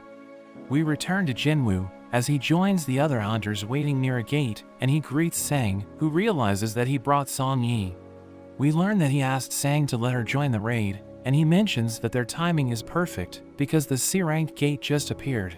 But a man named Chu suddenly interrupts them, and Jinwoo doesn't recognize him, so Sang reveals that he's an A-rank hunter and he will serve as the group's tank. Sang explains that they will have an on-site practice, and Chu is the leader of the assault team, but he looks down on Jinwoo and Song Yi since they're both A-rank hunters. Sang reveals that there are 10 hunters in the team, and half of them are in the B rank, but his assistant Hyun tells Jinwoo to let them do everything, because most of them are noobs. The team enters the gate, but Jinwoo suddenly gets a strange feeling, and the gate suddenly turns red, so everyone wonders what's happening. Jinwoo knows they're in danger, so he tells Sang to contact the assault team, but he gets sucked into the gate. Beck learns about the incident, and he wonders why the gate turned red, so he decides to investigate it himself. The team finds themselves in the middle of nowhere, and they wonder why the gate disappeared, so Chu mentions that they're in a red gate. Jinwoo explains that they have lost contact with the outside world, saying the only way to get out is to defeat the boss, or wait until the gate collapses. They suddenly get attacked, and an arrow kills one of the C-ranked hunters, so everyone prepares to fight. Song Yi realizes that Jinwoo saved her life, and Chu sees ice elves above them. Jinwoo notes that they targeted the weakest members of the team, and they jump away, as Chu tells everyone that they need to follow his orders to survive. But he mentions that he can't lead them all, so he decides to split them into 2 groups, saying he will make sure that everyone in his party will survive. One of the C-rank hunters wants to join him, but Chu pushes him back, saying only the B-rank hunters are allowed in his group. He mentions that 1 day in the Red Gate is equal to an hour in the outside world, and he explains they could be stuck there for months, so he needs to leave the dead weight behind. But a girl named Heejin decides to join Jinwoo's party because she saw him catch the arrow, so she knows that he's reliable. Chu mentions that his group will take the main road, and Jinwoo decides to head towards the forest. So they split up, and Chu sees claw marks on the trees, so he knows that there are ice bears in the area. He thinks Jinwoo's party will get wiped out, but his companion doesn't care, and he tells everyone to prepare for battle as a group of ice bears appear. One of them attacks him, but he stops it with his shield and slices it in half. Meanwhile, Heejin tells Jinwoo that they're in the territory of the ice bears, so she suggests turning back. But he tells her they should go deeper in the forest because he knows that the elves are an even greater threat. He realizes how cold it is, so he takes jackets out of his inventory and gives them to everyone in the group to wear. But they wonder why he has 4 jackets, because even a high-rank hunter can't carry more than 3 items. Song-yi asks him who he is, but he reminds her that he was the one who brought her there, so he thinks it's his responsibility to protect her. But he wants her to stop asking questions, and he tells the others to do the same thing. An ice bear appears, so his companions panic, but he prepares to take it on. We see Beck at the red portal, as he realizes that it has been sealed off, and Sang tells him that Jinwoo is inside. Beck asks about his rank, so Sang reveals that he's an E-rank hunter, but he thinks Jinwoo has reawakened. Dongsu joins them, and Beck wonders what he's doing there, because he's supposed to be in America. But he asks Beck why he allowed E-rank hunters to enter the gate, saying he knows that Jinwoo is inside, and Jinchul thinks he's lucky, since Dongsu can't get inside. We return to Jinwoo, as he defeats the ice bears with his bare hands, and the others start eating the bear meat. Heejin thinks there are bears nearby, so she notes that they can't let their guard down, but Song-yi wonders why Jinwoo left them there. Jinwoo heads to the lair of the ice bears, and he summons his shadow army, ordering them to attack. So they charge in, and the bears try to fight them, but the mages revive the knights, as Jinwoo notes that it drains his mana. A giant bear appears, so his shadow army tries to take it down, but it wipes them out, and he realizes that he's out of mana. He orders Igris to fight it, and the bear tries to crush him, but he counters and cuts its legs. It tries to unleash its powers, but he slices off its head, and Jinwoo is impressed, as he realizes that Igris is stronger than him. He turns the bears into shadows, and he adds them all to his army. We see Chu's party struggling against the elves, and his companions beg him to save them, but they all end up dying. He can't believe what's happening, because he was about to become an elite member of the White Tigers, but he's no match for the elves. He sees one of them smiling, so he freaks out, and he runs away, as their boss watches him from a distance. We return to Sang, as he notes that 3 hours have passed since the hunters entered the gate, and Dongsu thinks Jinwoo is already dead, so he thinks about leaving. But he wonders what Jinwoo is doing inside the gate, since he isn't a member of the White Tigers. Sang reveals that Jinwoo is his friend, so he allowed him to join the party, but Dongsu strangles Sang, asking him what he's up to. Beck tells Dongsu to let him go, but he tells Beck he doesn't take orders from him, so they both unleash their powers, creating a powerful shockwave, and they attack each other, but Jinchul stops them. He mentions that Donsuk was killed by monsters, but Dongsu doesn't believe him, thinking Yujin murdered his brother. So Jinchul wonders why he went after Jinwoo, and he reveals that he just wanted an excuse to kill someone, but he suddenly receives a message and decides to leave. We see Chu walking around the forest, and he sees the defeated bears, wondering if Jinwoo's party killed them. But he thinks they shouldn't be strong enough, so he believes it's the work of the elves. But he sees Jinwoo's group chillin', and he wonders why they're still alive, as he realizes that they have everything they need to survive. He becomes angry, and he blames them for the death of his teammates, saying they were wiped out because they didn't have enough supplies. He accuses them of hiding the party's food and gear, and he threatens to kill them, but Jinwoo suddenly slams him into the ground, telling him he was the one who got his teammates killed. Jinwoo knows that the elves followed Chu there, so he calls them out, and they come out of hiding. Their leader Baruka mentions that humans are trash, so Jinwoo asks him if he's referring to them, but he's surprised that Jinwoo can understand that language. He thinks it's because of the system, and Baruka mentions that his soldier wants to fight him. Jinwoo recognizes him as the elf who attacked them, so he slices his head off. He charges at Baruka, who blocks his attack, and Baruka asks him why he's hanging out with humans, because he's not like the others. Baruka reveals that elves hear voices in their heads whenever they see humans, but he explains that he can't hear it when he's looking at Jinwoo. So he doesn't want to fight him, and he promises to spare him if he hands over his companions. Jinwoo asks Baruka why the elves fight humans, and he's about to answer the question, but he suddenly glitches out, and he tells Jinwoo to hand over his companions again. So he becomes confused, and Baruka tells him to accept his proposal, but he refuses, so Baruka realizes that he wants to fight, telling him he's outnumbered. But he summons his shadow army, and his companions can't believe what they're seeing, wondering how he's able to do it. Baruka orders his men to attack, and they start fighting the shadow army, as Jinwoo's companions run away. But the archers prepare to shoot them, so Jinwoo quickly cuts them down, but he notes that he's running out of mana, because his soldiers are struggling against the elves. Baruka charges at him, and Jinwoo knows that he's extremely powerful, thinking he can't defeat him even with Igris's help. They start fighting, and they appear to be evenly matched, but Baruka manages to land a kick. He mentions that he's having fun, but the shadow mages blast him with a massive fireball.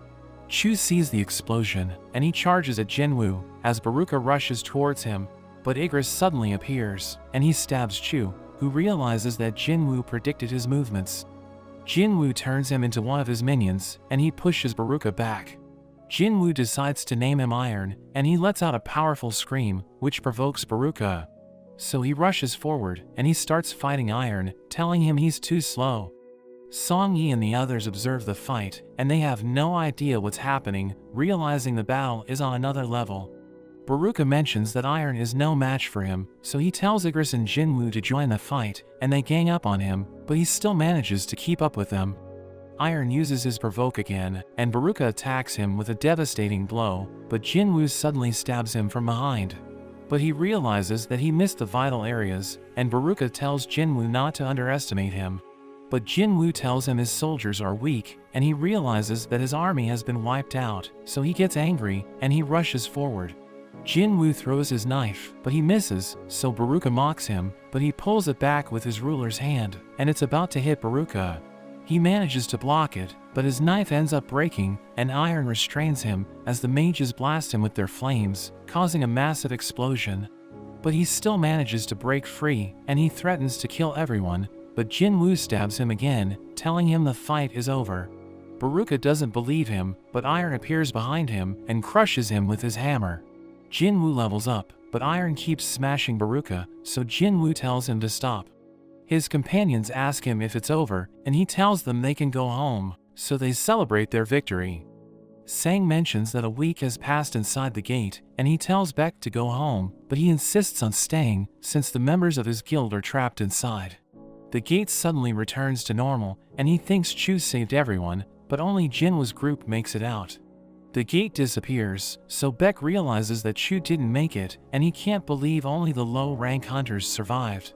He wonders what happened, and he tells Jinwoo he wants to talk to him, but he refuses to say anything. So Beck tries to intimidate him, telling him that 6 members of the White Tigers went missing, and he mentions that he's the person in charge, so he wants to know what happened. But Jinwoo mentions that he saved 2 members of the guild, telling Beck he should be thanking him instead, so he apologizes for his actions. As Jinwoo leaves, Beck asks Heejin why he appears to be upset, so she explains that she doesn't know, saying his mood was suddenly ruined after he defeated the boss. Sang thinks he's just tired, saying he's not a bad person, and Beck orders Sang to bring him to their guild. Jinwoo takes Song-yi to her home, and she tells him to be careful, saying she's grateful for everything he has done for her. As he makes his way home, he looks at Baruka's knife, and he recalls that he wasn't able to turn him into one of his minions because he wasn't strong enough to control him. The next day, Yujin visits him, telling him they need to go, but he mentions that they need to pick someone up. Song-yi joins them in the van, and Jinwoo asks her if she was able to sleep, because it was already morning by the time she got home, so Yoo-jin thinks they spent the night together. He reminds Jinwoo that she's a minor, but he says he doesn't care, and they make their way to their next mission. Yoo-jin watches Jinwoo's minions as they slaughter the monsters, and he can't believe what's happening. He asks Jinwoo about them, so he explains he summoned them with his skill. After the fight, he orders them to gather the mana crystals, but Yoo-jin tells Jinwoo to let him collect the gems, so a knight gives him what he wants. Meanwhile, we see a strange man in a wreckage, and a soldier panics as he sees him. But the man tells him not to worry, telling him his companions are still alive, and he explains that he just wants to go home. We return to Jinwoo, as he celebrates with Yoo-jin, because they were able to complete 19 raids together. He asks Yoo-jin about his plans, so he reveals that he will take the written test to get the guild master's license, and use it as a bargaining chip to negotiate with his father. But Jinwoo mentions that they won't be seeing each other for a while, because there's somewhere he needs to go. Yoo-jin thinks Jinwoo finds him annoying, and he mentions that Yoo-sung doesn't like him, saying they never spent time together as brothers. He adds that Jinwoo has done so much for him, and he wants them to be siblings, so Jinwoo mentions that he will start treating him as his younger brother. We see the mysterious man in prison, as the guards talk about him, revealing that his name is Il-hwan, and he was trapped in a gate 10 years ago, but he ended up in America. They add that he can't speak English, and they needed a Korean interpreter to interrogate him, so they decided to call Dong-soo. Jinwoo returns to the demon's castle, as he recalls that he was level 20 when he fought the Cerberus, but now his level has tripled, so he thinks he can easily defeat the monsters in the dungeon. He uses his key to open the door, and he receives a quest, which tells him to collect 10,000 demon souls in the castle.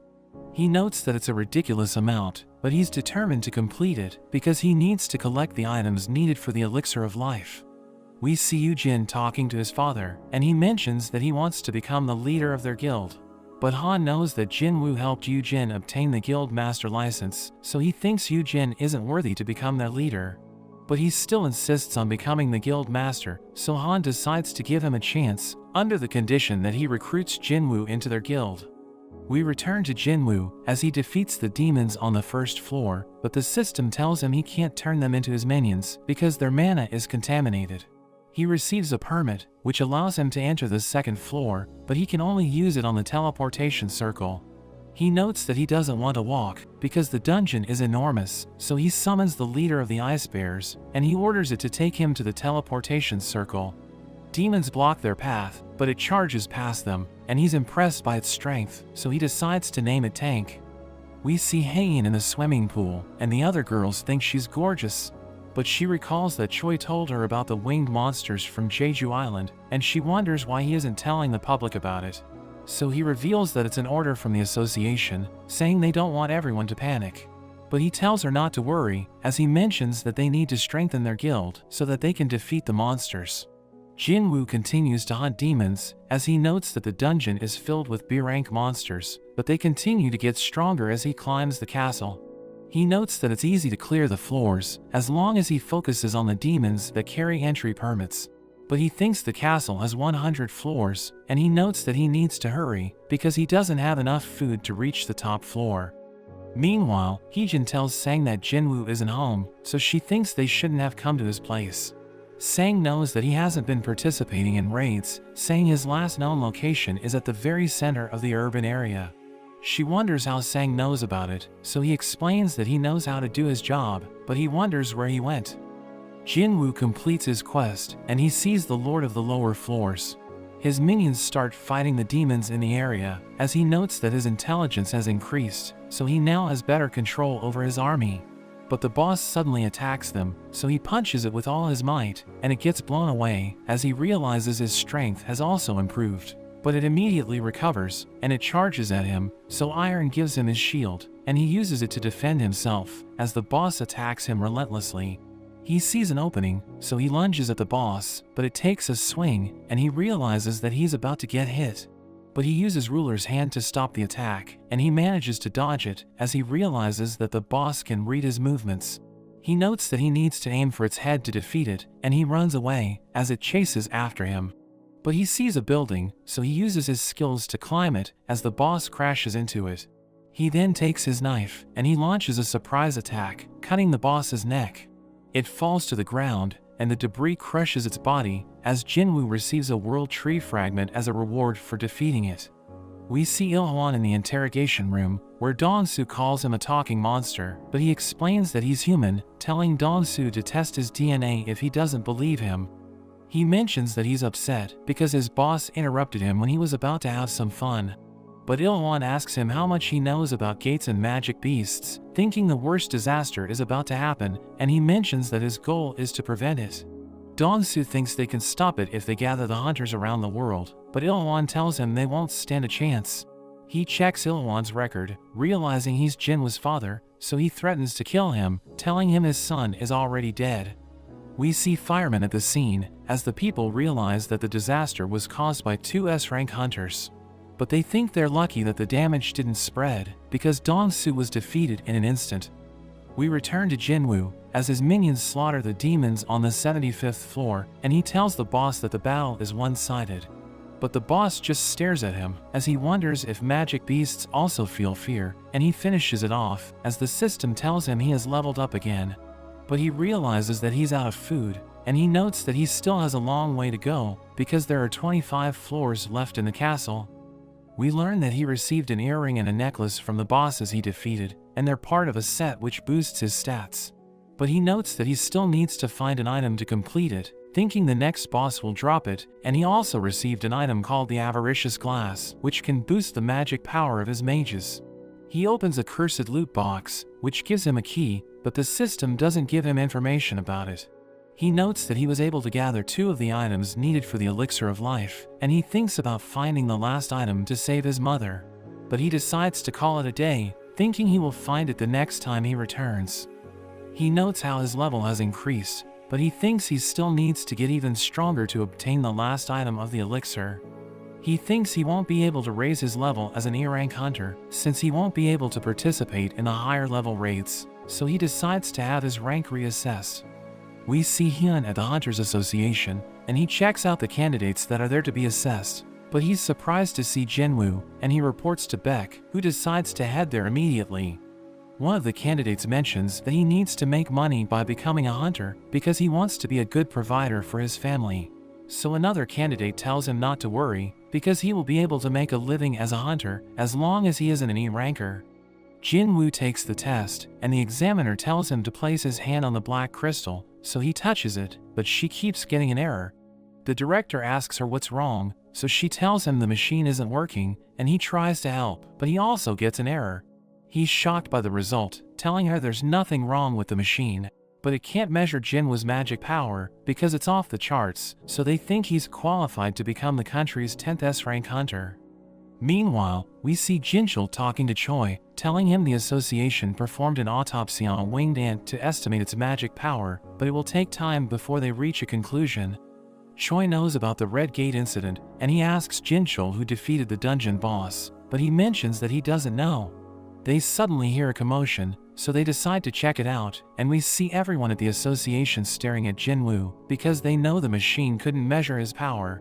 The director tells him to return for his license after 3 days, because they still need to determine his rank, and Hyun thinks about approaching him, but Choi suddenly appears. Everyone recognizes him as the representative of the Hunters Guild, and he sees that Jinwoo has some mad aura. He introduces himself to Jinwoo, asking him if he wants to join their guild, but Jinwoo just ignores him, and everyone can't believe he rejected his offer. He suddenly disappears, so they think he's an assassin type, but Choi is surprised when he sees Beck rushing there to look for Jinwoo. So he realizes that the White Tigers are interested in him, thinking Jinwoo must have been the one who conquered the Red Gate. We see Jinwoo with his mother, thinking she could wake up at any moment, and when he leaves her room, he sees Jinchul, so he wonders if the surveillance team is looking into him. So Jinchul explains that the team's job is to control hunters, but they aren't monitoring him because he committed a crime, telling him someone wants to meet him. Gun-Yi appears, and he introduces himself as the president of the Hunters Association. He congratulates Jinwoo for becoming an S-rank hunter, but he wonders why the director asked him to return after 3 days. So Gun-Yi explains that it's a grace period, saying they wanted to meet him before everyone learned about his new rank. Gunyi explains that the association needs good hunters, but most of them join the big guilds for money and fame, saying Jinchul is one of their experts, but he isn't even an S-rank hunter. Gunyi invites Jinwoo to join them, and he promises to give him the most important position, but Jinwoo wonders why he would do that. So he explains that the hunters protect the citizens from magic beasts, and the 5 major guilds are at the center, but they're barely maintaining the balance. He mentions that it would be ruined if Jinwoo joins one of them, so he should join the Hunters Association instead, and make it the 6th power that controls them. Gunyi tells him he should do it for his country, and he considers joining the association, thinking it would give him a brighter future. He notes that Gunyi is the first S-class hunter in the country, and he's already over 80, but he's still ridiculously strong, and Jinwoo wants to work with him. But he decides to refuse the invitation, and Gunyi thinks it's because they don't pay as much money, but Jinwoo explains that he wants to keep fighting, saying he belongs in the dungeon. Gunyi realizes he's serious, and he notes that if he were younger, he would have wanted to fight by his side. He tells Jinwoo he won't force him to join them, and he thanks him for his time. As Jinwoo leaves, Gunyi is disappointed in himself, because even S-rank healers can't cure aging, and he tells Jinchul to cancel his appointments because he doesn't want to be disturbed. Meanwhile in America, Dong-soo wakes up in the hospital, and the deputy director asks him if Il-hwan is really a magic beast. He thinks it must be true, because he had superhuman powers, and the deputy director tells him to return after he recovers. He wonders what happened to Il-hwan, so the deputy director reveals that they're tracking him, but he doesn't think they can capture him, since even Dong-soo was no match for him. He recalls that Il-hwan told him to leave his family alone, and he can't believe he got humiliated, so he wants to get revenge, but he knows he will need an artifact to defeat him. We learn that artifacts are high-level equipment, which can't be created by craftsmen, and we see Jinwoo browsing the online shop for artifacts, but he realizes that they're insanely expensive. He thinks he needs to be fully equipped to conquer the demon's castle, and he considers selling the avaricious glass that he received, thinking it should be worth a lot, since it can double the damage of magic. But he thinks it will attract attention, because he's just an A-rank hunter, so everyone will wonder how he got it. He thinks about entering an A-rank gate, so that he can use it as an excuse, and he sees the Hunters Guild looking for someone to join the mining team. We see Gunyi browsing Jinwoo's documents, wondering if he's a false ranker, because he looks like a different person in his photo. But Jinchul thinks it's unlikely, because there are records of him being critically injured. Jinchul reveals that he's paying for his mother's medical expenses, as well as his sister's tuition fees, so Gunyi realizes he's a good person. But Jinchul mentions that he joined the Hunters Guild's mining team, and Gunyi doesn't understand why he would do that. We return to Jinwoo, as he joins the other miners, and he introduces himself as an E-rank hunter. We learn that for large-scale raid missions, mining teams collect the mana crystals, while recovery teams dispose of the monsters' remains, after the assault teams hunt them down. We see Choi inside the gate, and he tells everyone to stand back, as he unleashes his flames to burn all of the monsters. His flames return, and he orders the tanks to protect him, so they form a shield, which stops the fire from reaching them. He explains that he held back, because they can't use the monsters' bodies if they get overcooked. He notes that the magic beasts have been wiped out, so he tells everyone to move forward. As he leaves the gate, Jinwoo sees him, and he's impressed that he was able to lead everyone out of the A-rank dungeon.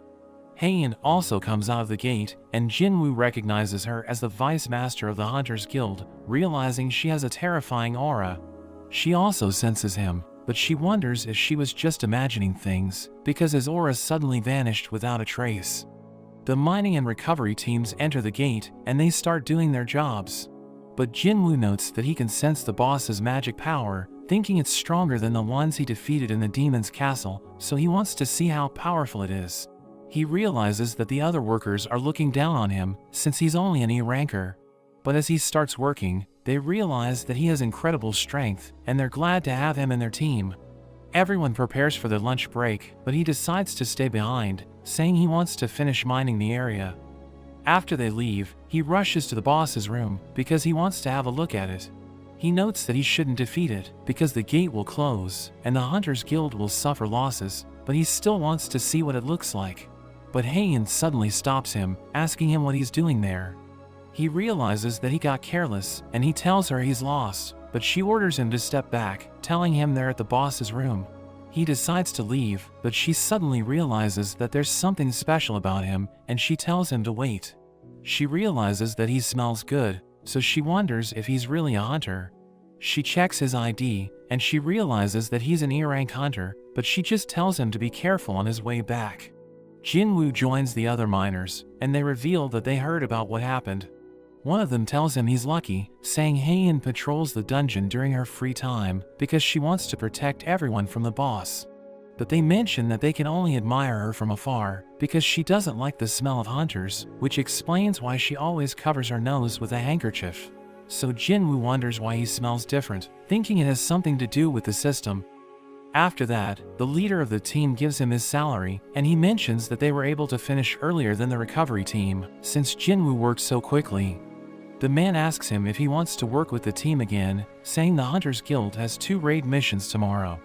But he wonders how the guild can work on 2 raids at the same time, so the man explains that they have 2 assault teams because they're the largest guild in the country.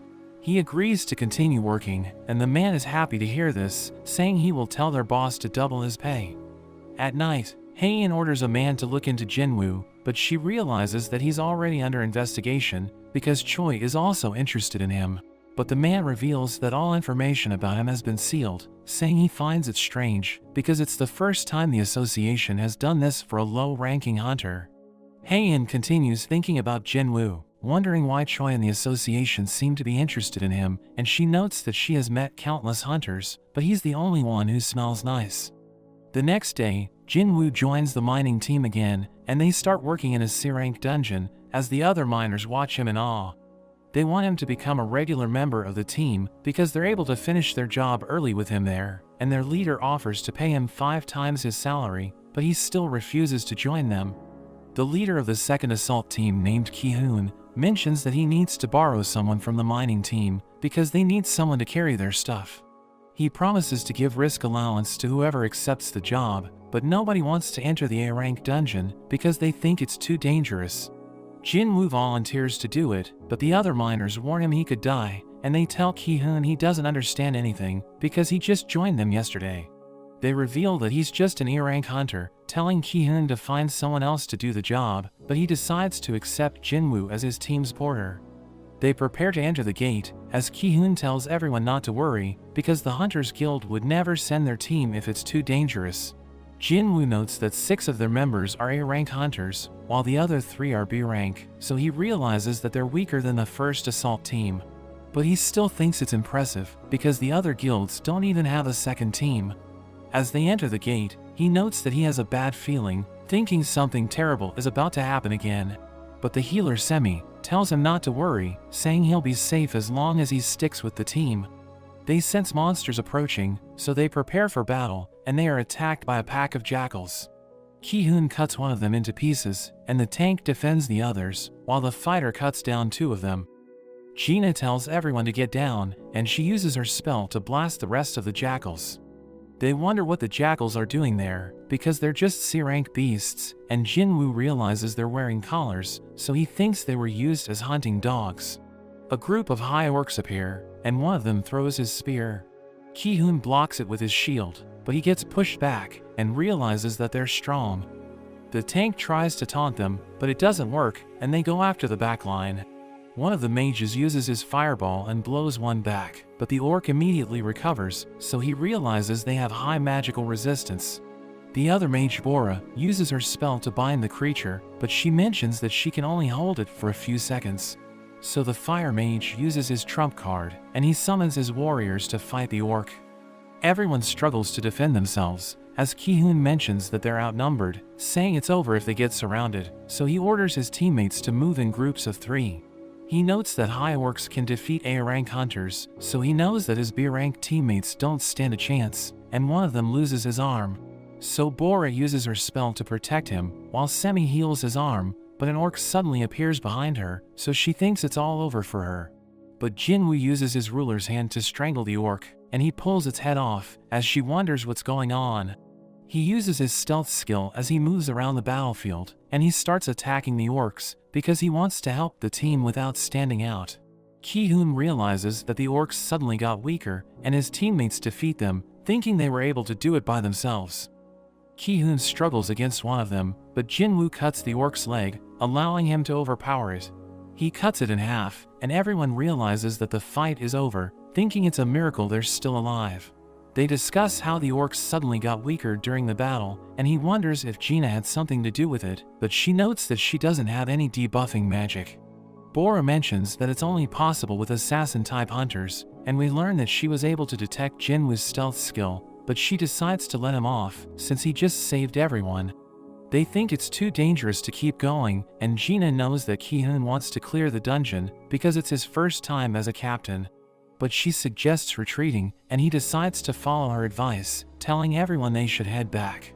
But they realize that a high-level barrier is blocking the entrance, and Bora notes that a powerful creature in the dungeon is stopping them from leaving. They suddenly sense an immense magical power, and the mages try to get rid of the barrier, but they're suddenly cursed. So Ki-hoon orders the healers to help them, but he realizes that there's an army of orcs behind them.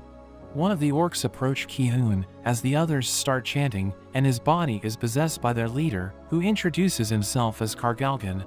He reveals that he was the one who blocked the entrance, and he tells Ki-hoon he has two options, saying he can either die at the hands of his soldiers or meet him at his base. So Ki-hoon decides to go with him, but he tells Jinwoo about his plan to attack the boss directly, thinking the barrier will disappear once it's distracted.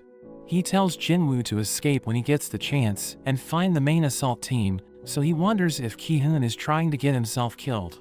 But he explains that their mission is to close the gate, even if it costs them their lives, and Semi gives Jinwoo her will, telling him to give it to her family if she doesn't make it.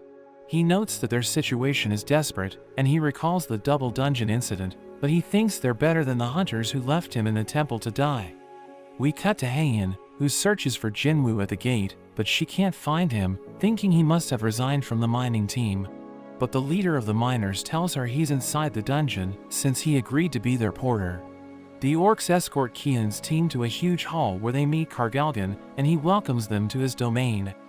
They realize that there are countless orcs in the dungeon, and they note that he has 4 elite warriors by his side, who have immensely powerful auras.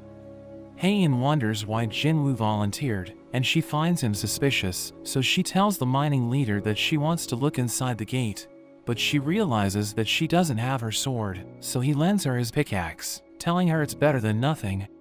We return to Ki-hoon, as he notes that they must defeat Kargalgan, but when he removes his mask, everyone panics when they sense his tremendous power. They realize they're no match for him, and Ki-hoon wonders why he brought them there, so he reveals that he wants to entertain his soldiers by killing them off. Ki-hoon realizes that they're doomed if they don't do something, so he orders everyone to attack, but they're too afraid to move, and he charges in alone. But Kargalgan stops him with his shield, and uses his gravity magic to smash him to the ground. The other hunters watch helplessly as he throws Ki-hoon around, but Jinwoo saves him, telling him he didn't want to interfere because the dungeon belongs to their guild. But he knows that the assault team is in danger, so he tells them to escape, saying he will deal with the monsters alone. Kargalgan tries to intimidate him with his powers, but Jinwoo remains unfazed, and he summons his shadow army as he prepares to take him on. Meanwhile, the miners see Jinchul at the gate, and they wonder what the surveillance team is doing there. He asks them about Jinwoo, so their leader reveals that he's working as a porter for the assault team, but the man wonders why the surveillance team is looking for him. The other miners think he's a criminal, but Jinchul just tells them to watch the news tomorrow.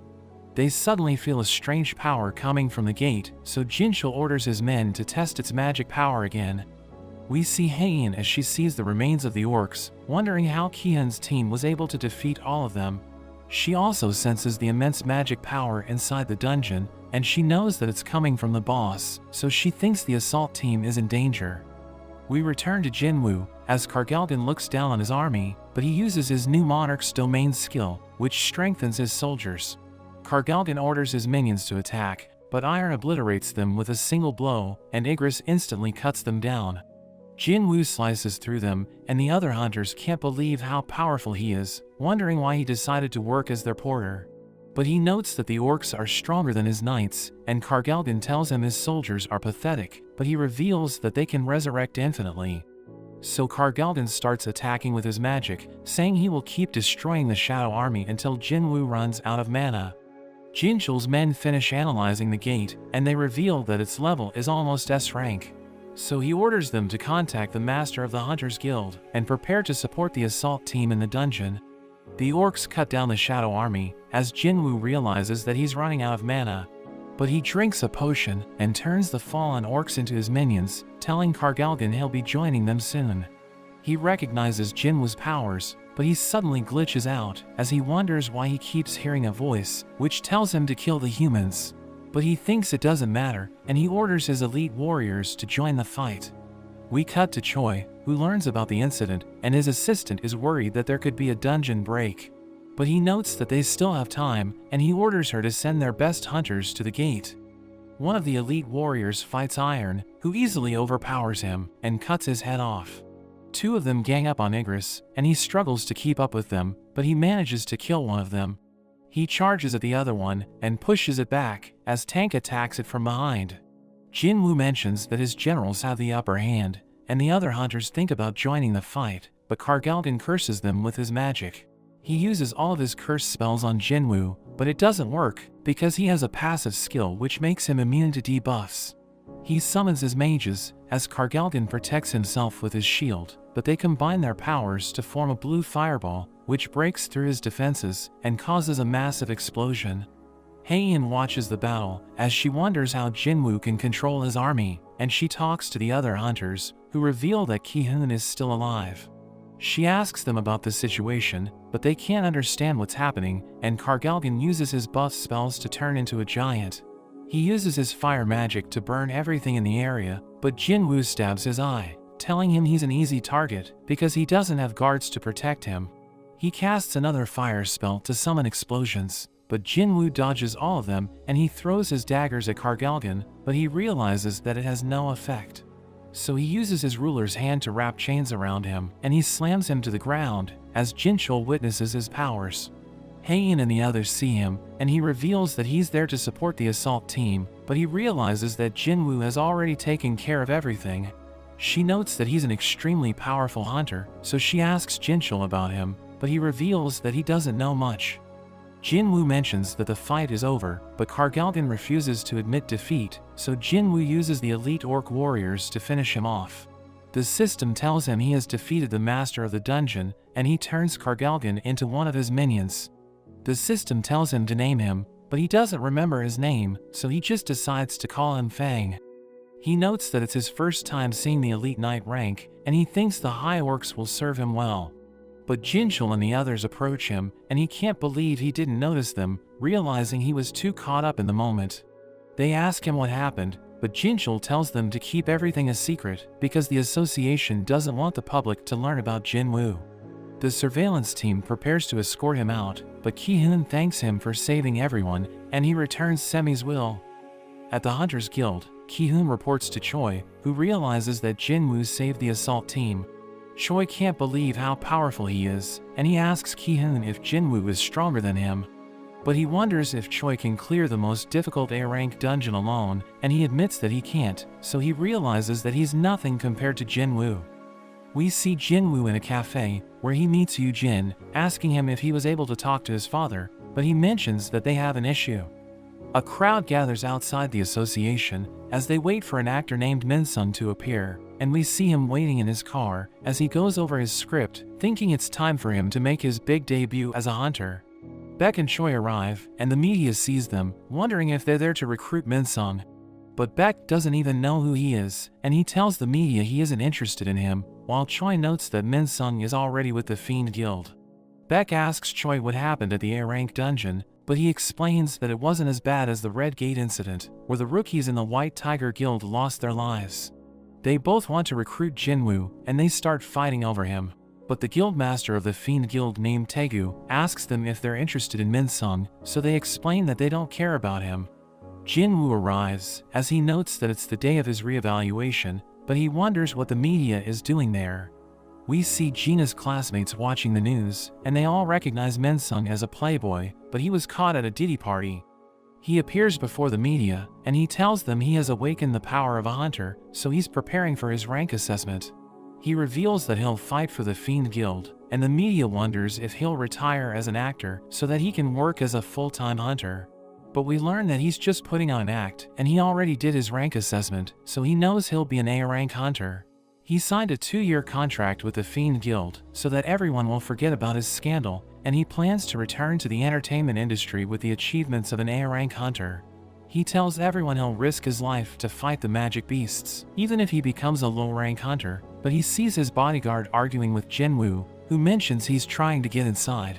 The man refuses to let him pass, but Gunyi tells him not to block the road, and he mentions that Jinwoo is his guest. He reminds Mensung that they aren't allowed to hold a press conference there, and he tells Jinwoo to come in.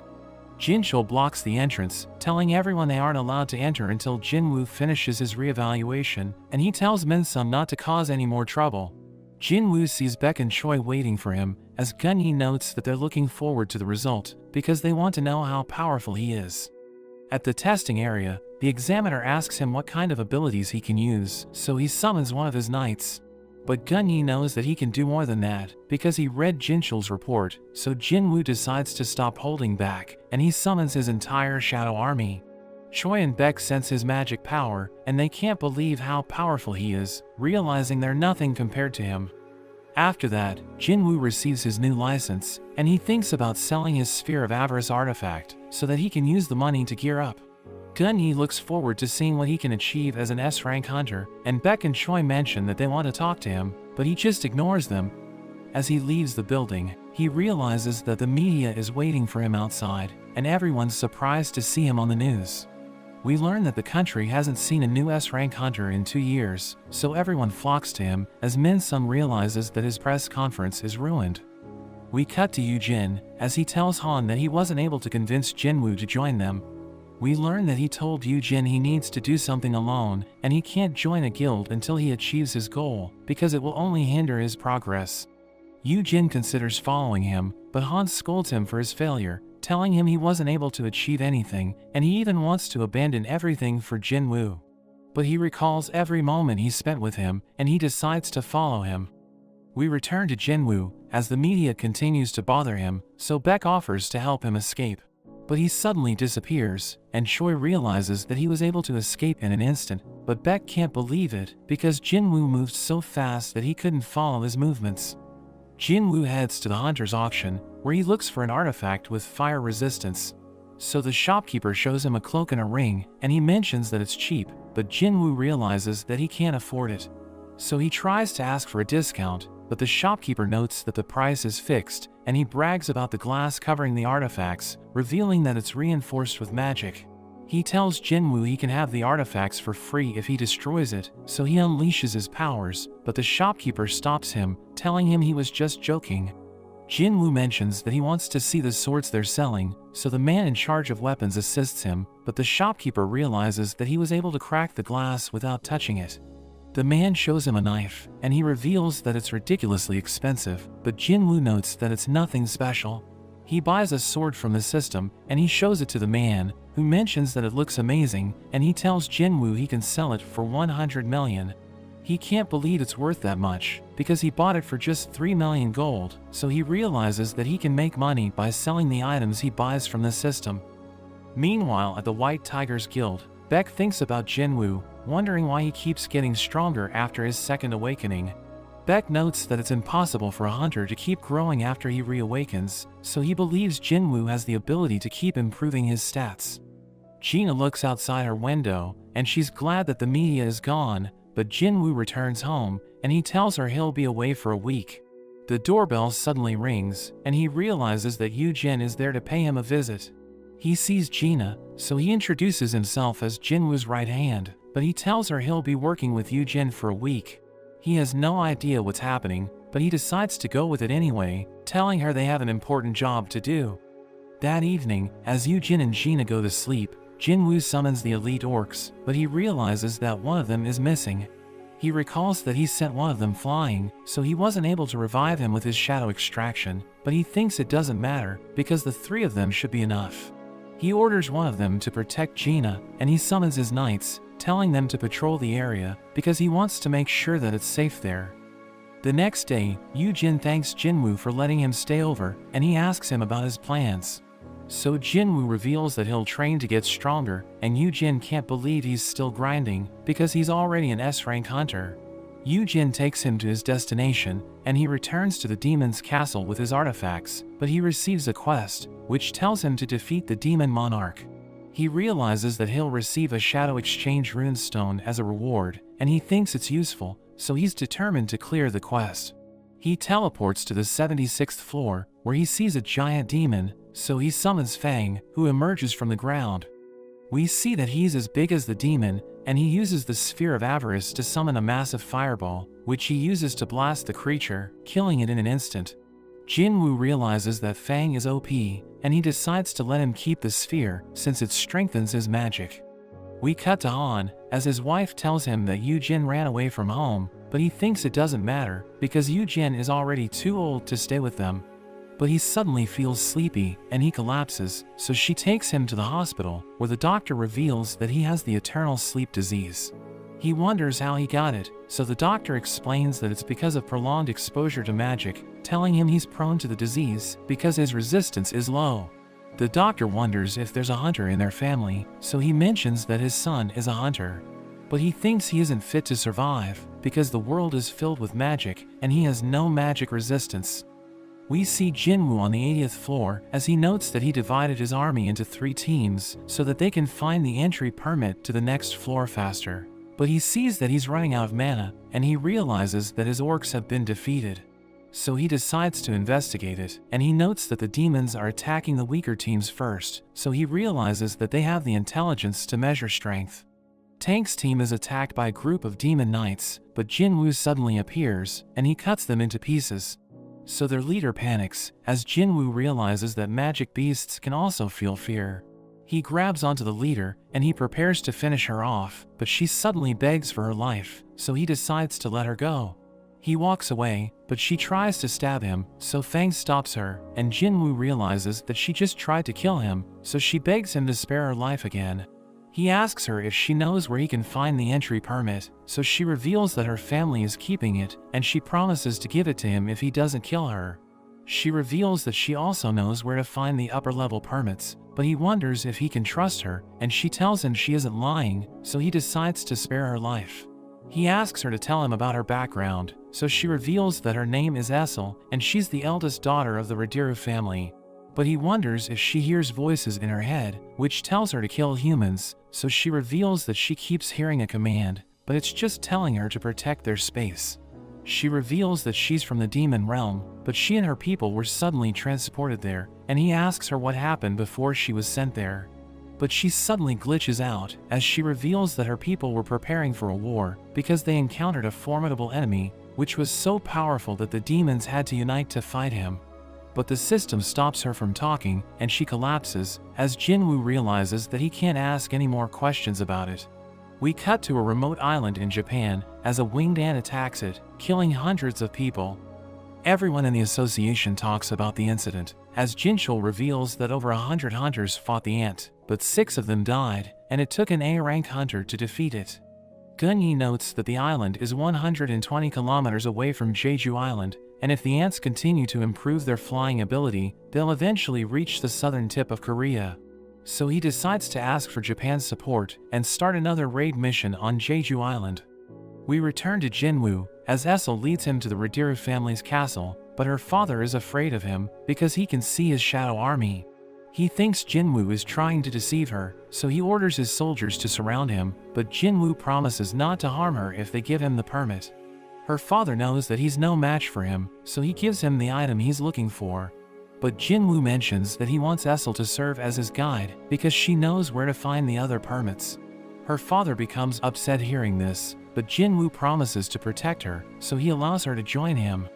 After that, we see Jinwoo as he's about to reach the 90th floor, and he notes that Igris and Tank have ranked up. But Essel warns him that the demons above the 90th floor are high-ranking nobles, and the enemies he's encountered so far are nothing compared to them. She suggests negotiating with them to get the permits, but he thinks her plan will never work, and he promises to make Radiru the #1 noble family in the castle. She wonders why he spared her family, so he explains that it's because he likes her, so she becomes flustered. But we learn that he just likes simple-minded people, since they're easy to get along with. He tells her to go back, because he's worried that something might happen to her, but she wants to follow him until the end, so he decides to let her stick around. They start clearing the higher floors, as Jinwoo realizes that the demons are stronger than the ones he fought, but he still manages to defeat them. We cut to Choi, as he tells Haein that they're part of the Jeju Island raid mission, and he mentions that all S-rank hunters have been called to participate. He notes that the winged ants are also a danger to Japan, so they'll be sending hunters to join them, and she wonders when the mission will begin. So he tells her he doesn't know yet, but he mentions that hunters from the largest guilds in Japan are making their way to Korea. Jinwoo reaches the 100th floor, where he sees a wyvern covered with lightning, and he realizes that the demon monarch Baran is riding it. He notes that his aura is overwhelming, so he isn't sure if he can defeat him, and Essel freaks out as she senses his bloodlust. The wyvern takes to the sky, as Baran summons his minions, and they surround Jinwoo, but his shadow army protects him. His forces clash with the demons, and Fang unleashes a devastating fire spell, as Essel realizes that Jinwoo is extremely powerful, but she still isn't sure if he can defeat Baran. He unleashes blasts of lightning, which obliterate the shadow army, and Essel is about to be hit, but Jinwoo saves her just in time. He revives his minions, but he knows that he'll run out of mana if he doesn't stop Baran, so he uses his stealth and dash skills to get closer. He tries to attack the wyvern, but Baran blocks his attack and sends him crashing to the ground. He tries to blast Jinwoo with his lightning breath, but he runs away, and he orders Fang to stop it with his flames, while Igris slices off the wyvern's head. So Baran falls to the ground, and Jinwoo prepares to take him on. The association meets the guildmaster of the Blade Guild named Godo, as his translator Hanakawa mentions that she'll help him talk to them. Gunyi knows that the Blade Guild is an extremely large guild in Japan, which has 11 S-rank hunters, and he notes that Godo is a competent leader. Hanakawa thanks Gunyi for accepting their proposal to work together, and she reveals that they've analyzed the winged ants.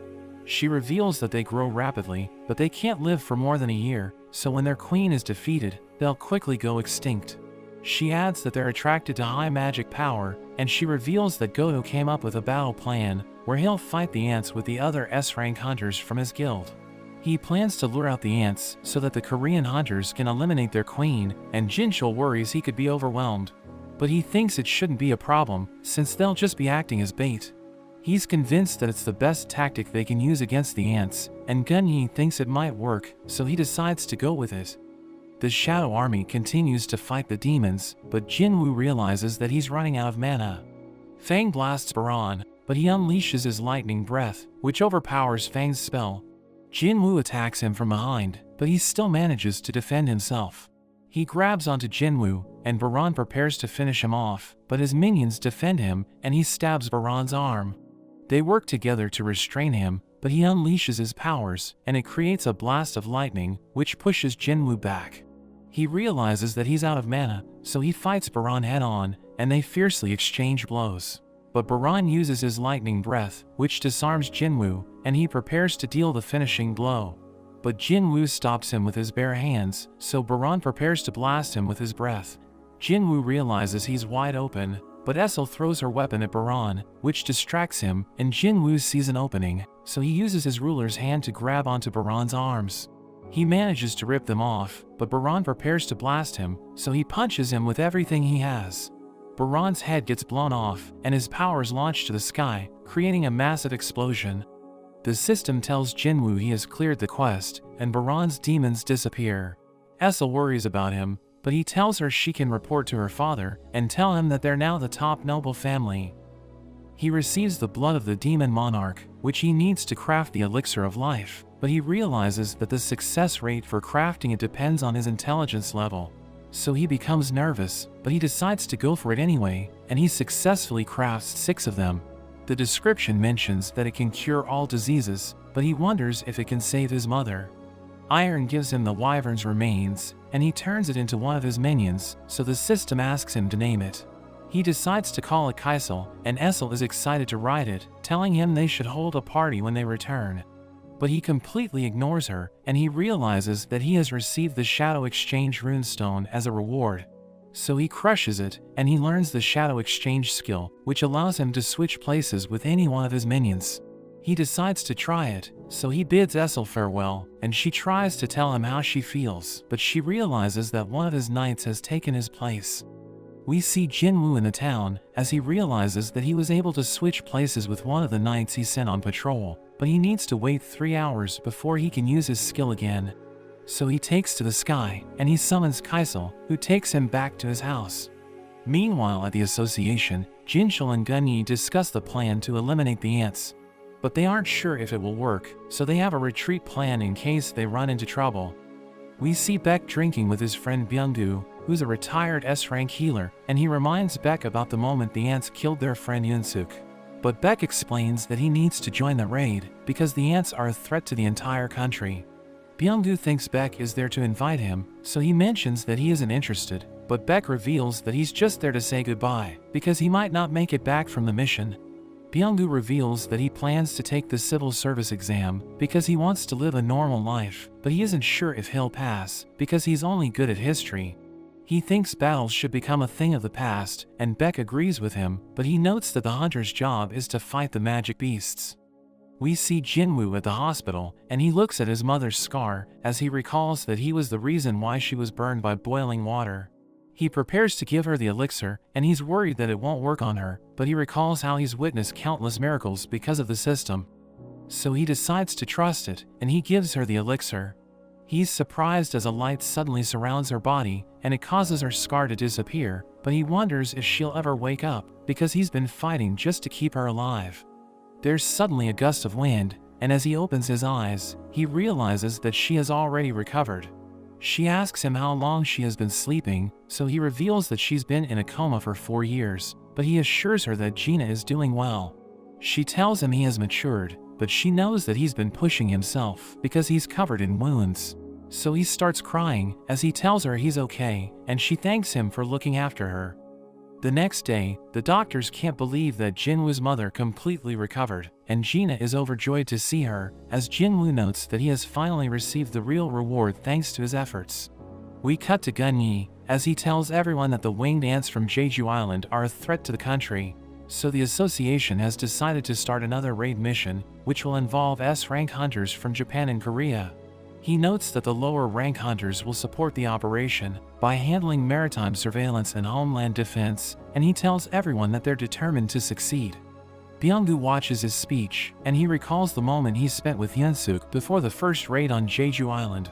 He told Byungdu that they're the only ones who can stop the ants from taking over the country, and Beck mentions that he'll crush them with his bare hands. But Yunsuk notes that he's worried about Beck because of his personality and abilities, and he tells Byungdu that they're the only ones who can help him if he's in danger.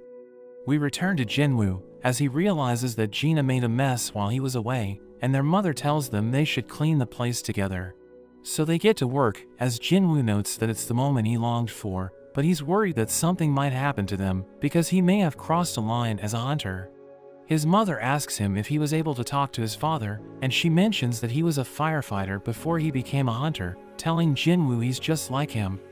Gina mentions that she's trying to become a doctor, but he suddenly receives a call from the association. We cut to Gunyi, as Jinchul tells him that America's S-rank national authority hunter named Thomas Andre has entered the country. Gunyi thinks it's unusual, because he doesn't usually intervene in a foreign country's operations, so Gunyi believes he's up to something. After that, Jinwoo has a meeting with Gunyi, who invites him to join the raid, which will begin in 4 days. He thinks it's the perfect chance to level up, but he thinks about his family, and he suddenly feels a powerful magic power, so Gunyi reveals that the S-rank hunters are training at the gym. We see Beck fighting a hunter from the famed guild named Ma, who manages to take him down, and Jinwoo notes that he appears to be struggling. But Choi reveals that he's holding back, and Jinwoo wonders why he isn't using his full strength. So Choi notes that he doesn't want to show anyone his true power, because he would turn into a monster if he goes all out. The S-rank hunters from Japan join them, and they immediately notice Jinwoo. Goyo thinks he's an assassin, but Hanakawa reveals that he's a mage, and Heian also sees him, as she realizes that the atmosphere changed because of him. Ma continues to fight back, but Hanakawa mentions that she's disappointed because they're nothing compared to Goto. The guildmaster of the Knights Guild named Jansu suddenly confronts her because he knows that she's mocking them.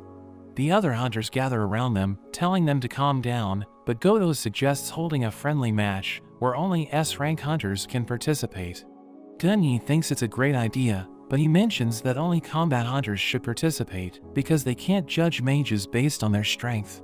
Beck suggests the rules, saying it won't be a one-on-one match, and Goto agrees with him. So the combat hunters prepare for battle, as everyone wonders how Korea's elite fighters hold up against the S-rank hunters of Japan. Jinwoo watches them as they prepare to fight, and he realizes Goto isn't participating, but he looks forward to seeing what everyone can do.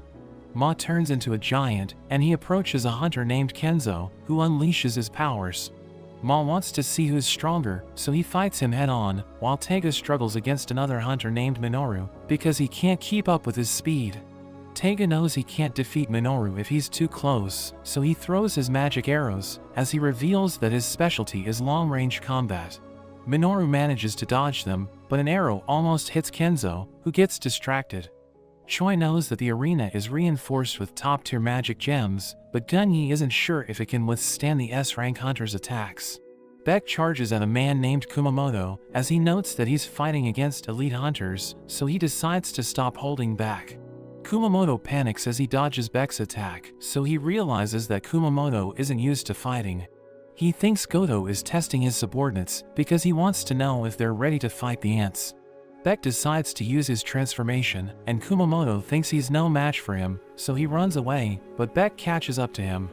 Kenzo defeats Ma, who mentions that it's the first time he's been smashed to the ground, and Minoru is able to eliminate Tegu from the match. Beck continues to attack Kumamoto, who keeps running away. But Minoru and Kenzo join the fight, and Beck thinks they decided to gang up on him because they think he's weaker than Heian. We see Heian fighting a hunter named Kana, who struggles to keep up with her movements. Heian manages to hit her, and she easily eliminates her. She decides to help Beck, but she senses Kumamoto behind her, and she instantly hits him repeatedly. The other hunters are impressed by her move, but we learn it was just a reflex, and she worries she overdid it. But he suddenly goes berserk, and Goto notes that he might hurt someone, but he decides not to stop the fight. Kumamoto starts attacking relentlessly, and Heian manages to defend herself, but he smashes the ground and launches a surprise attack. The other hunters think she's in trouble, but Jinwoo gets in the way, telling him the fight has gone beyond a sparring match. Kumamoto tries to grab him, but Jinwoo easily takes him down, and everyone can't believe he was able to stop Kumamoto when he was berserk. But Jinwoo tells Heian to admit defeat because Beck has been eliminated, so she can't win even if she goes all out. Hanakawa tells Jinwoo that Goto wants to fight him, and he thinks it's the perfect chance to see what the top hunter of Japan can do. She tells Goto that Jinwoo accepted his request, but she mentions that he has a condition, saying he'll only fight Goto if he goes all out. We see Jui watching the news, and she realizes that everyone's preparing for the raid on Jeju Island. We learn that it's her day off, but she calls the association and tells them she wants to learn about the sentry team of the raid mission. We return to Jinwoo, as he prepares to fight Goto, and everyone looks forward to seeing what he can do. He mentions that it's time to start, and Goto instantly strikes first, but he dodges the attack, and Goto can't believe how fast he is, when he's supposed to be a mage.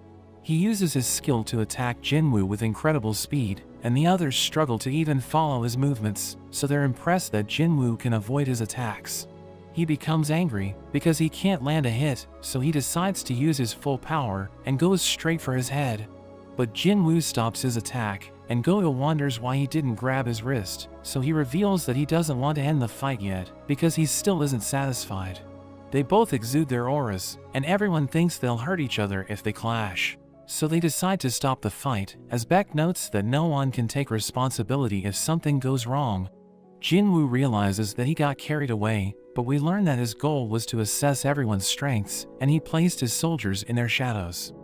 After that, Goto talks to a hunter named Reiji, and he mentions that Jinwoo is extremely skilled.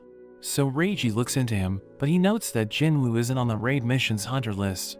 Beck and Choi also see the list, and they realize that 15 S-rank hunters will participate, so they think they will finally be able to clear Jeju Island. Jinwoo returns home, and his mother welcomes him back, telling him dinner is ready, and we learn that he decided not to participate in the raid because he wanted to spend more time with his mother. Meanwhile, at Jeju Island, we see the ants eating each other because they no longer have food in the area. The queen notes that they need to leave the island or they'll go extinct, and she thinks her almighty child will be able to lead them. A giant ant emerges from its egg, and its body turns black as the queen recognizes him as their king. We see everyone watching the news as the reporter mentions that the ants are evolving and they now have wings on their backs, so the association plans to deal with them. All hunters are encouraged to join the sentry team because the ants might attack the mainland, and we learn that Songchi and Jui have joined the team. The next day, we see boats approaching Jeju Island. Baek is surprised to see Byungyu, who reveals that he decided to join them because he thinks Baek will die if he's not there. The Japanese hunters are already on the island, and we see a cameraman with the Korean S-rank hunters. He reveals that he'll broadcast the battle to the public and tells everyone not to worry because he's an A-rank hunter and he's used to filming in dangerous zones. They know that if their mission fails, the ants might destroy their country, so they're determined to do everything it takes to succeed. Gunyi tells everyone to begin the operation, so the members of the decoy unit release their magic power. The ants come out of their nest, but the Korean hunters realize there are some headed for their ship, so Choi shoots them down, and he tells the others it's time to land. Gunyi tells them the Japanese hunters can stall the ants for an hour, so they need to defeat the queen within that time. Reiji orders his subordinates to activate the interference wave, which prevents the ants from receiving the queen's distress signals. The hunters of the Blade Guild start fighting the ants, and Choi seals the exit with his flame prison, but there are countless tunnels around them, and they don't know which one leads to the queen, so Choi blasts all of them and tells everyone he found the deepest tunnel. We see Jinwoo as he completes his daily quests, and he thinks about the S-rank hunters who joined the mission. He knows that they're all capable, so he believes they can complete the mission without him. We return to the Korean hunters as they explore the cave, and they see the egg chamber, so they think the queen must be nearby. But they see the giant egg, so Byungyu freaks out, but Baek tells him not to think about it and reminds him about their mission to eliminate the queen. But we learn that he's also worried, wondering what kind of monster came out of the egg. We see that Kenzo is injured, and the healer Shimizu tells him she can heal him, but he needs to do something for her in return. They see another wave of ants approaching, and they prepare to fight, but her head suddenly gets cut off as the Ant King suddenly appears.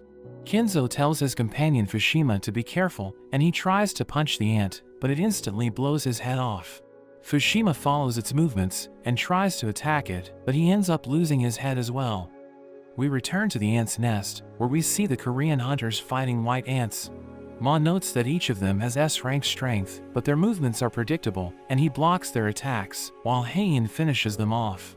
She mentions that they're tough, but Byungyu tells everyone not to worry because he will support them. They realize that the enemies are getting stronger, but they think they still have a long way to go before they reach the queen. Taegu wonders if they're headed in the right direction, and Choi thinks Baek can use his abilities to find the queen, so he uses his beast eyes to search the cave. He sees the queen and tells everyone where to find her, but he notes that she's surrounded by her guards. He mentions that many of them are S-rank, and he isn't sure how powerful the queen is, but he thinks they can defeat her if they work together. We see two Japanese hunters looking for Kenzo's team because they suddenly lost contact with them. One of them sees Fushima's glasses, and his companion suddenly throws up as he notes that he smells something extremely dangerous. He realizes that they can't escape, so he creates a massive wall of ice around them, but the Ant King destroys it and kills them in an instant. We cut to Kana and Kumamoto as they realize that they've already lost contact with two teams. Kumamoto wonders what happened to them, but Kana tells him they don't have time to think about it because a swarm of ants is approaching. The Korean hunters reach the queen, and Ma tells everyone to stick to their plan as he turns into a giant and protects them with his shield. Choi summons a fire dragon, which burns everything in its path, but the white ants survive. Baek realizes that he needs to go all out, so he unleashes his full power and crushes the ants with his bare hands. The cameraman's boss orders him to get a better shot, so he tries to get closer, but Byungyu stops him, telling him it's too dangerous. The ants try to break Ma's defenses, but he blows them away, and Taega shoots them with his arrows. Everyone watches the events unfold, and they root for the hunters to win, because they know that the ants are a threat to their country. The reporter notes that the queen's guards have been wiped out, so she now stands alone. Ma blocks her attack, and Tega shoots her with his arrows, while Beck slashes her with his claws. But she endures all of their attacks, and she releases a poison gas, which hits Beck and Ma. But Byung-gu heals them, telling them they won't die as long as he's around. She tries to attack him, but Ma shields him, and Choi unleashes a powerful fire blast. But it has no effect, and she lets out a scream, as Beck wonders what it means. She tries to retreat, but Beck and Ma hold her in place, and Haein charges in, while Byung-gu buffs her with his spell. She attacks the queen's legs with incredible speed, and she jumps into the air, where she unleashes her sword of light. She slashes the queen's head, and she manages to cut it off, so everyone celebrates, thinking they were able to win. But Beck thinks about the queen's final scream, and Reiji tells everyone they have a problem, because the interference wave didn't work, so the ants are returning to the nest. Choi notices that his flame prison has been destroyed, and the Korean hunters realize that the queen called for help before she died. Haein knows that the ants aren't strong enough to destroy the flame prison, and everyone senses an overpowering presence as the Ant King appears before them. She suddenly starts to feel sick, because she can sense that they're nothing compared to it, and Ma prepares to attack, but he's stunned by its killing intent, and it walks right past him, and everyone watches it as it eats the queen. But it suddenly lets out a piercing scream, and sends Haein flying with a single blow. Ma realizes he's next, so he tries to fight back, but it shatters his shield, and cuts off his arms. Beck attacks it head-on, but it defeats him in an instant, so Choi prepares to use his magic, but it takes him out with a single blow. Tega fires his arrow, but the ant catches it, and blows him away. It prepares to finish him off, but Ma saves him, telling the Ant King they can't lose, because they have an incredible healer. We learn that Byung-gu is healing the others while he's invisible, and Ma tries to attack the ant, but it grabs onto him, and Hulk smashes him into the ground. Byung-gu realizes that it can see him, and it suddenly stabs right through him. He tells Beck to run, but the Ant King eats him, so Beck becomes enraged, and he charges in. But it just grabs him, and it repeats Byung-gu's last words. He realizes that it has learned how to talk, because it ate Byung-gu's head, and it notes that its queen is dead, so it wants to avenge her by killing their king. It senses a powerful hunter outside, and decides to go there, as Beck realizes that it was talking about Godo. But he notes that they need to escape, because the ants have returned to their nest. We cut to Godo, as his companion Ishida tells him they lost contact with two of the other teams, so he decides to look for them. He finds the remains of his guildmates, and reports the incident to their chairman Matsumoto. Godo thinks they died because they're weak, but Matsumoto notes that it shouldn't be a problem, because Godo doesn't need them to complete the mission. He tells Matsumoto that the ants have returned to their nest, and he thinks the Korean hunters won't survive, because they aren't strong enough to defeat the ants.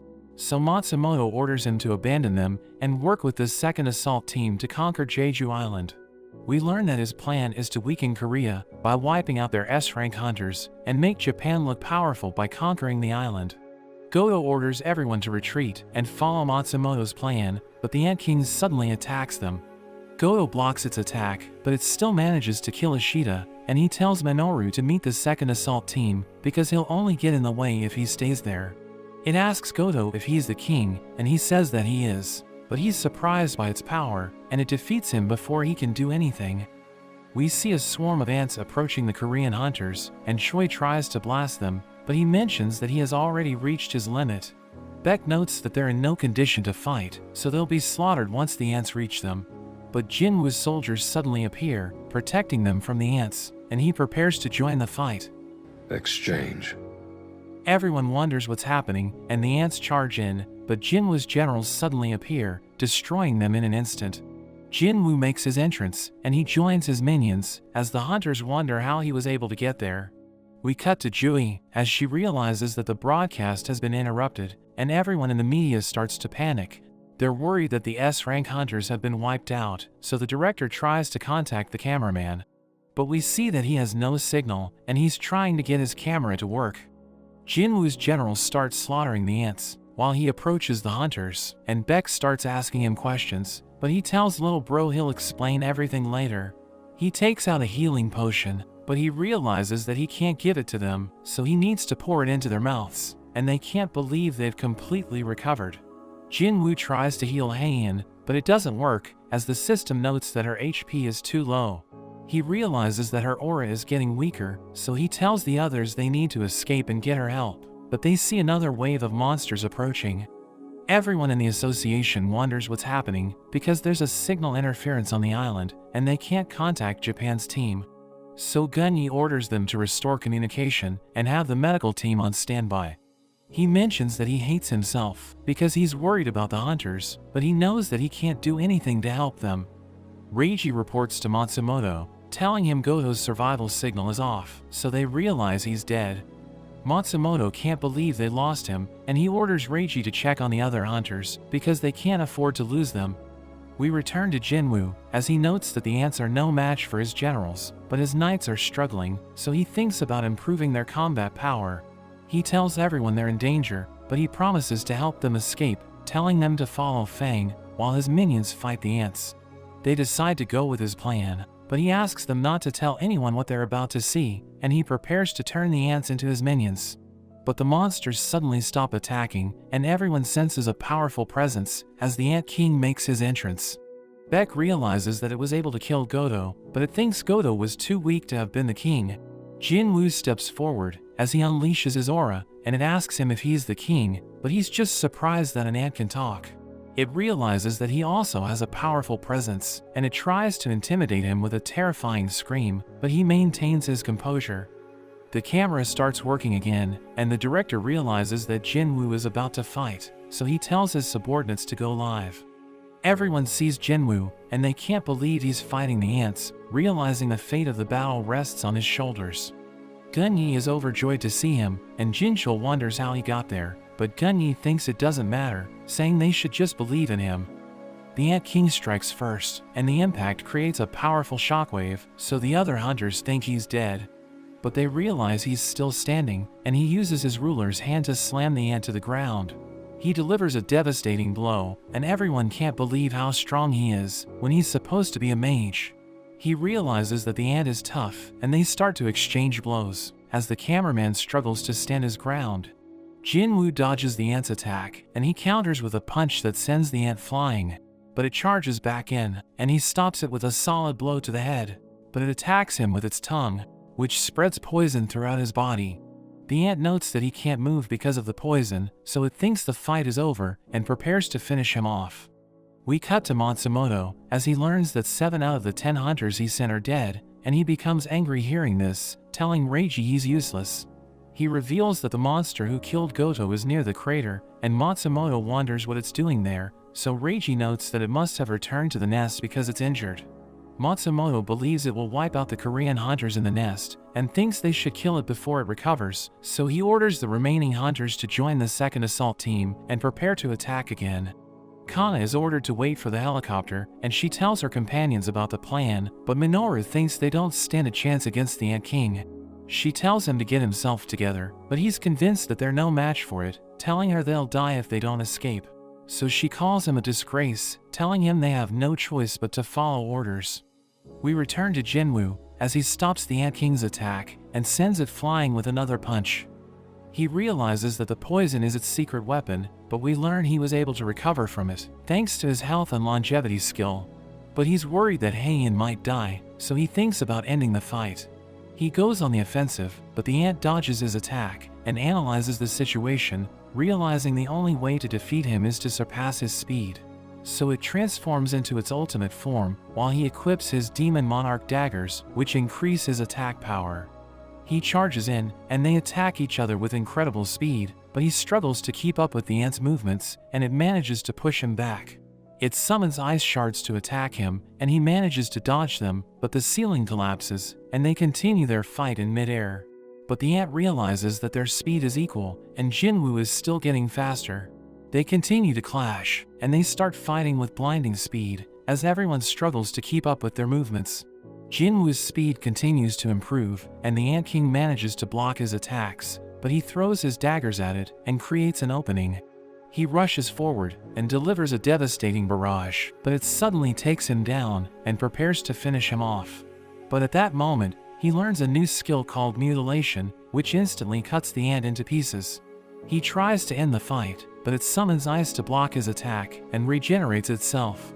It realizes it's no match for him, so it tries to retreat, but he catches up to it.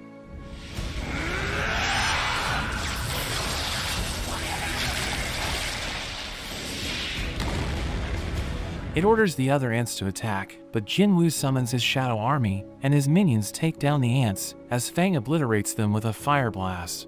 The Ant King can't believe it, because it was created to become the apex predator, but it's no match for Jinwoo.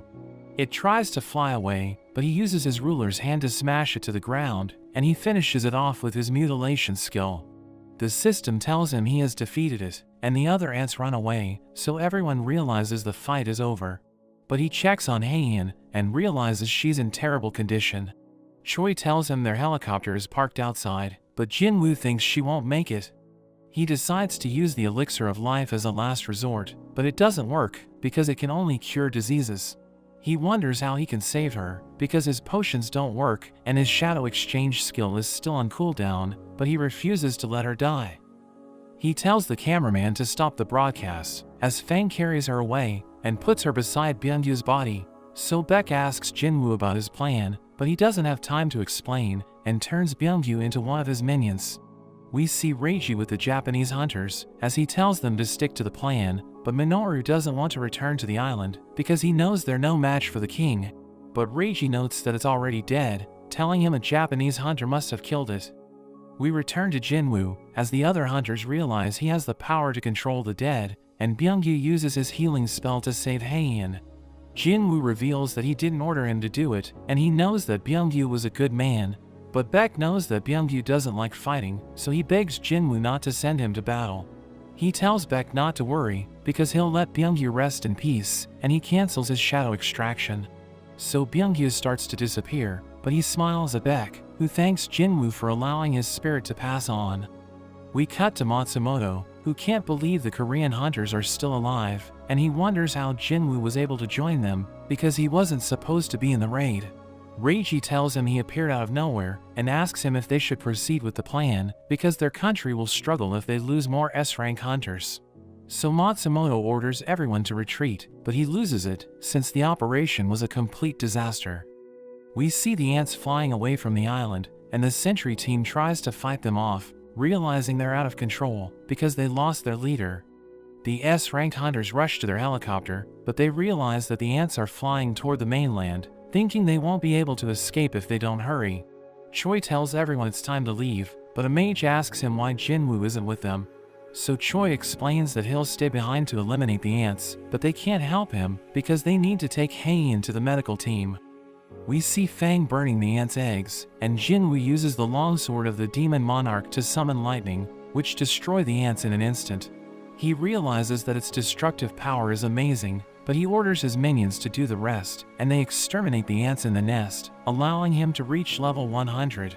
He approaches the Ant King's remains, and uses his shadow extraction, but he's suddenly surrounded by darkness, so he thinks his spell failed.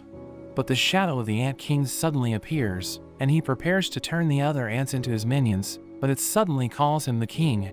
He's surprised that it can talk, because his other minions never speak to him, and the system tells him to give it a name, as he notes that it's his first time seeing a general rank minion. He thinks it can speak because of its rank, and he notes that he was the one who killed it, but it explains that it isn't dead, because it was reborn thanks to his powers. It promises to be loyal to him, and tells him to give it a name, so he decides to call it Beru, and adds the other ants into his shadow army. We see a swarm of ants approaching his city, and the sentry team fights to protect everyone, as Beru tells Jinwoo that over 4,000 ants are running rampant, so he orders him to wipe them out, and it flies off to deal with them. Songchi works with the other hunters to defeat an ant, and he tells them they need to work together to kill the monsters one by one. But two ants attack him at the same time, so Jui realizes he's in trouble, but they suddenly get cut into pieces. Everyone sees a light destroying everything in its path, and we see that it's Beru, but the other hunters don't know what it is, because it's moving too fast. We see the S-rank hunters in the helicopter, as the mage struggles to maintain his barrier, which is protecting them from the ants. Taegu and Choi try to shoot them down, but they still break through the barrier, so everyone thinks they're doomed. But a blast of lightning suddenly kills the ants, and Kaisel appears with Jinwoo, so they realize he saved them once again. The hunters end up wiping out the ants, and Choi's group returns safely, so everyone celebrates. Haein is transferred to the medical team, while Gunyi notes that they suffered casualties during the battle, but they were finally able to conquer Jeju Island. We see a swarm of ants approaching the Chinese Navy, but their national-level hunter unleashes his power and slashes them with his swords. His attack creates an enormous explosion, which instantly wipes them out, as he notes that they weren't even a challenge. A few days later, we see everyone gathering at a monument, where they pay their respects to the people killed by the ants. Jinwoo leaves a flower for Byungyu, and we learn that everyone considers him a hero because he defeated the Ant King. But there are people who blame him for the casualties, since he could have prevented countless deaths if he wasn't so busy aura farming. But Beck tells him to raise his head, reminding him that he was the one who put an end to the tragedy. Gunyi thanks Jinwoo for supporting the raid mission, but he blames himself for Byungyu's death, so Gunyi notes that everyone would have died if he hadn't intervened. He promises to repay him in the future, and tells him the world already knows about his powers, so he won't be able to keep a low profile. Gunyi wonders what he plans to do next, so he mentions that he wants to start his own guild. We see the Knights Guild in the Ant's Nest, and we learn that they were ordered to clean it up. But they suddenly see a mysterious man, and they prepare to take him on, telling him he isn't supposed to be there. But his companion snaps his finger, causing them to fall asleep, and the men note that they can sense Ilwan's power in the area. They wonder why he's helping humans, but one of them opens a portal, as he notes that they should leave because their job is done. The other one realizes there's no reason to interfere, and he also leaves through a portal, but we see Ilhwan watching them from above. Jinwoo is stuck in traffic, and he tells Yujin they can start a guild together, because they received Gunyi's approval. Yujin looks forward to it, and Songyi wants to join as well. He receives another call from Gunyi, who reveals that a B-rank gate is causing the traffic jam, so he decides to take care of it. We see a man waiting for the hunters to arrive, but he realizes they're stuck in traffic, and Jinwoo appears, telling him he will handle it. He enters alone, but the gate suddenly turns red, and he realizes it will take a while to clear it. He notices he's surrounded, so he summons his shadow army, and orders them to clear the dungeon as fast as possible. We see that Haein has recovered, but she realizes that she was helpless when they were against the king, so she thinks she still isn't strong enough, but she's determined to improve, so that she can catch up and stand beside Jinwoo. As the shadow army clashes with the monsters in the dungeon, Jinwoo thinks about how the dungeon is a brutal world, because hunters can become prey and die at any moment. He thinks that even though they may have different goals, all they can do as hunters is continue to hunt. The shadow army wipes out the monsters, and they all bow to Jinwoo, as he starts looking forward to his next hunt. But that's where this video ends. Remember to like and subscribe to the channel. Thanks for watching, and I'll see you next time.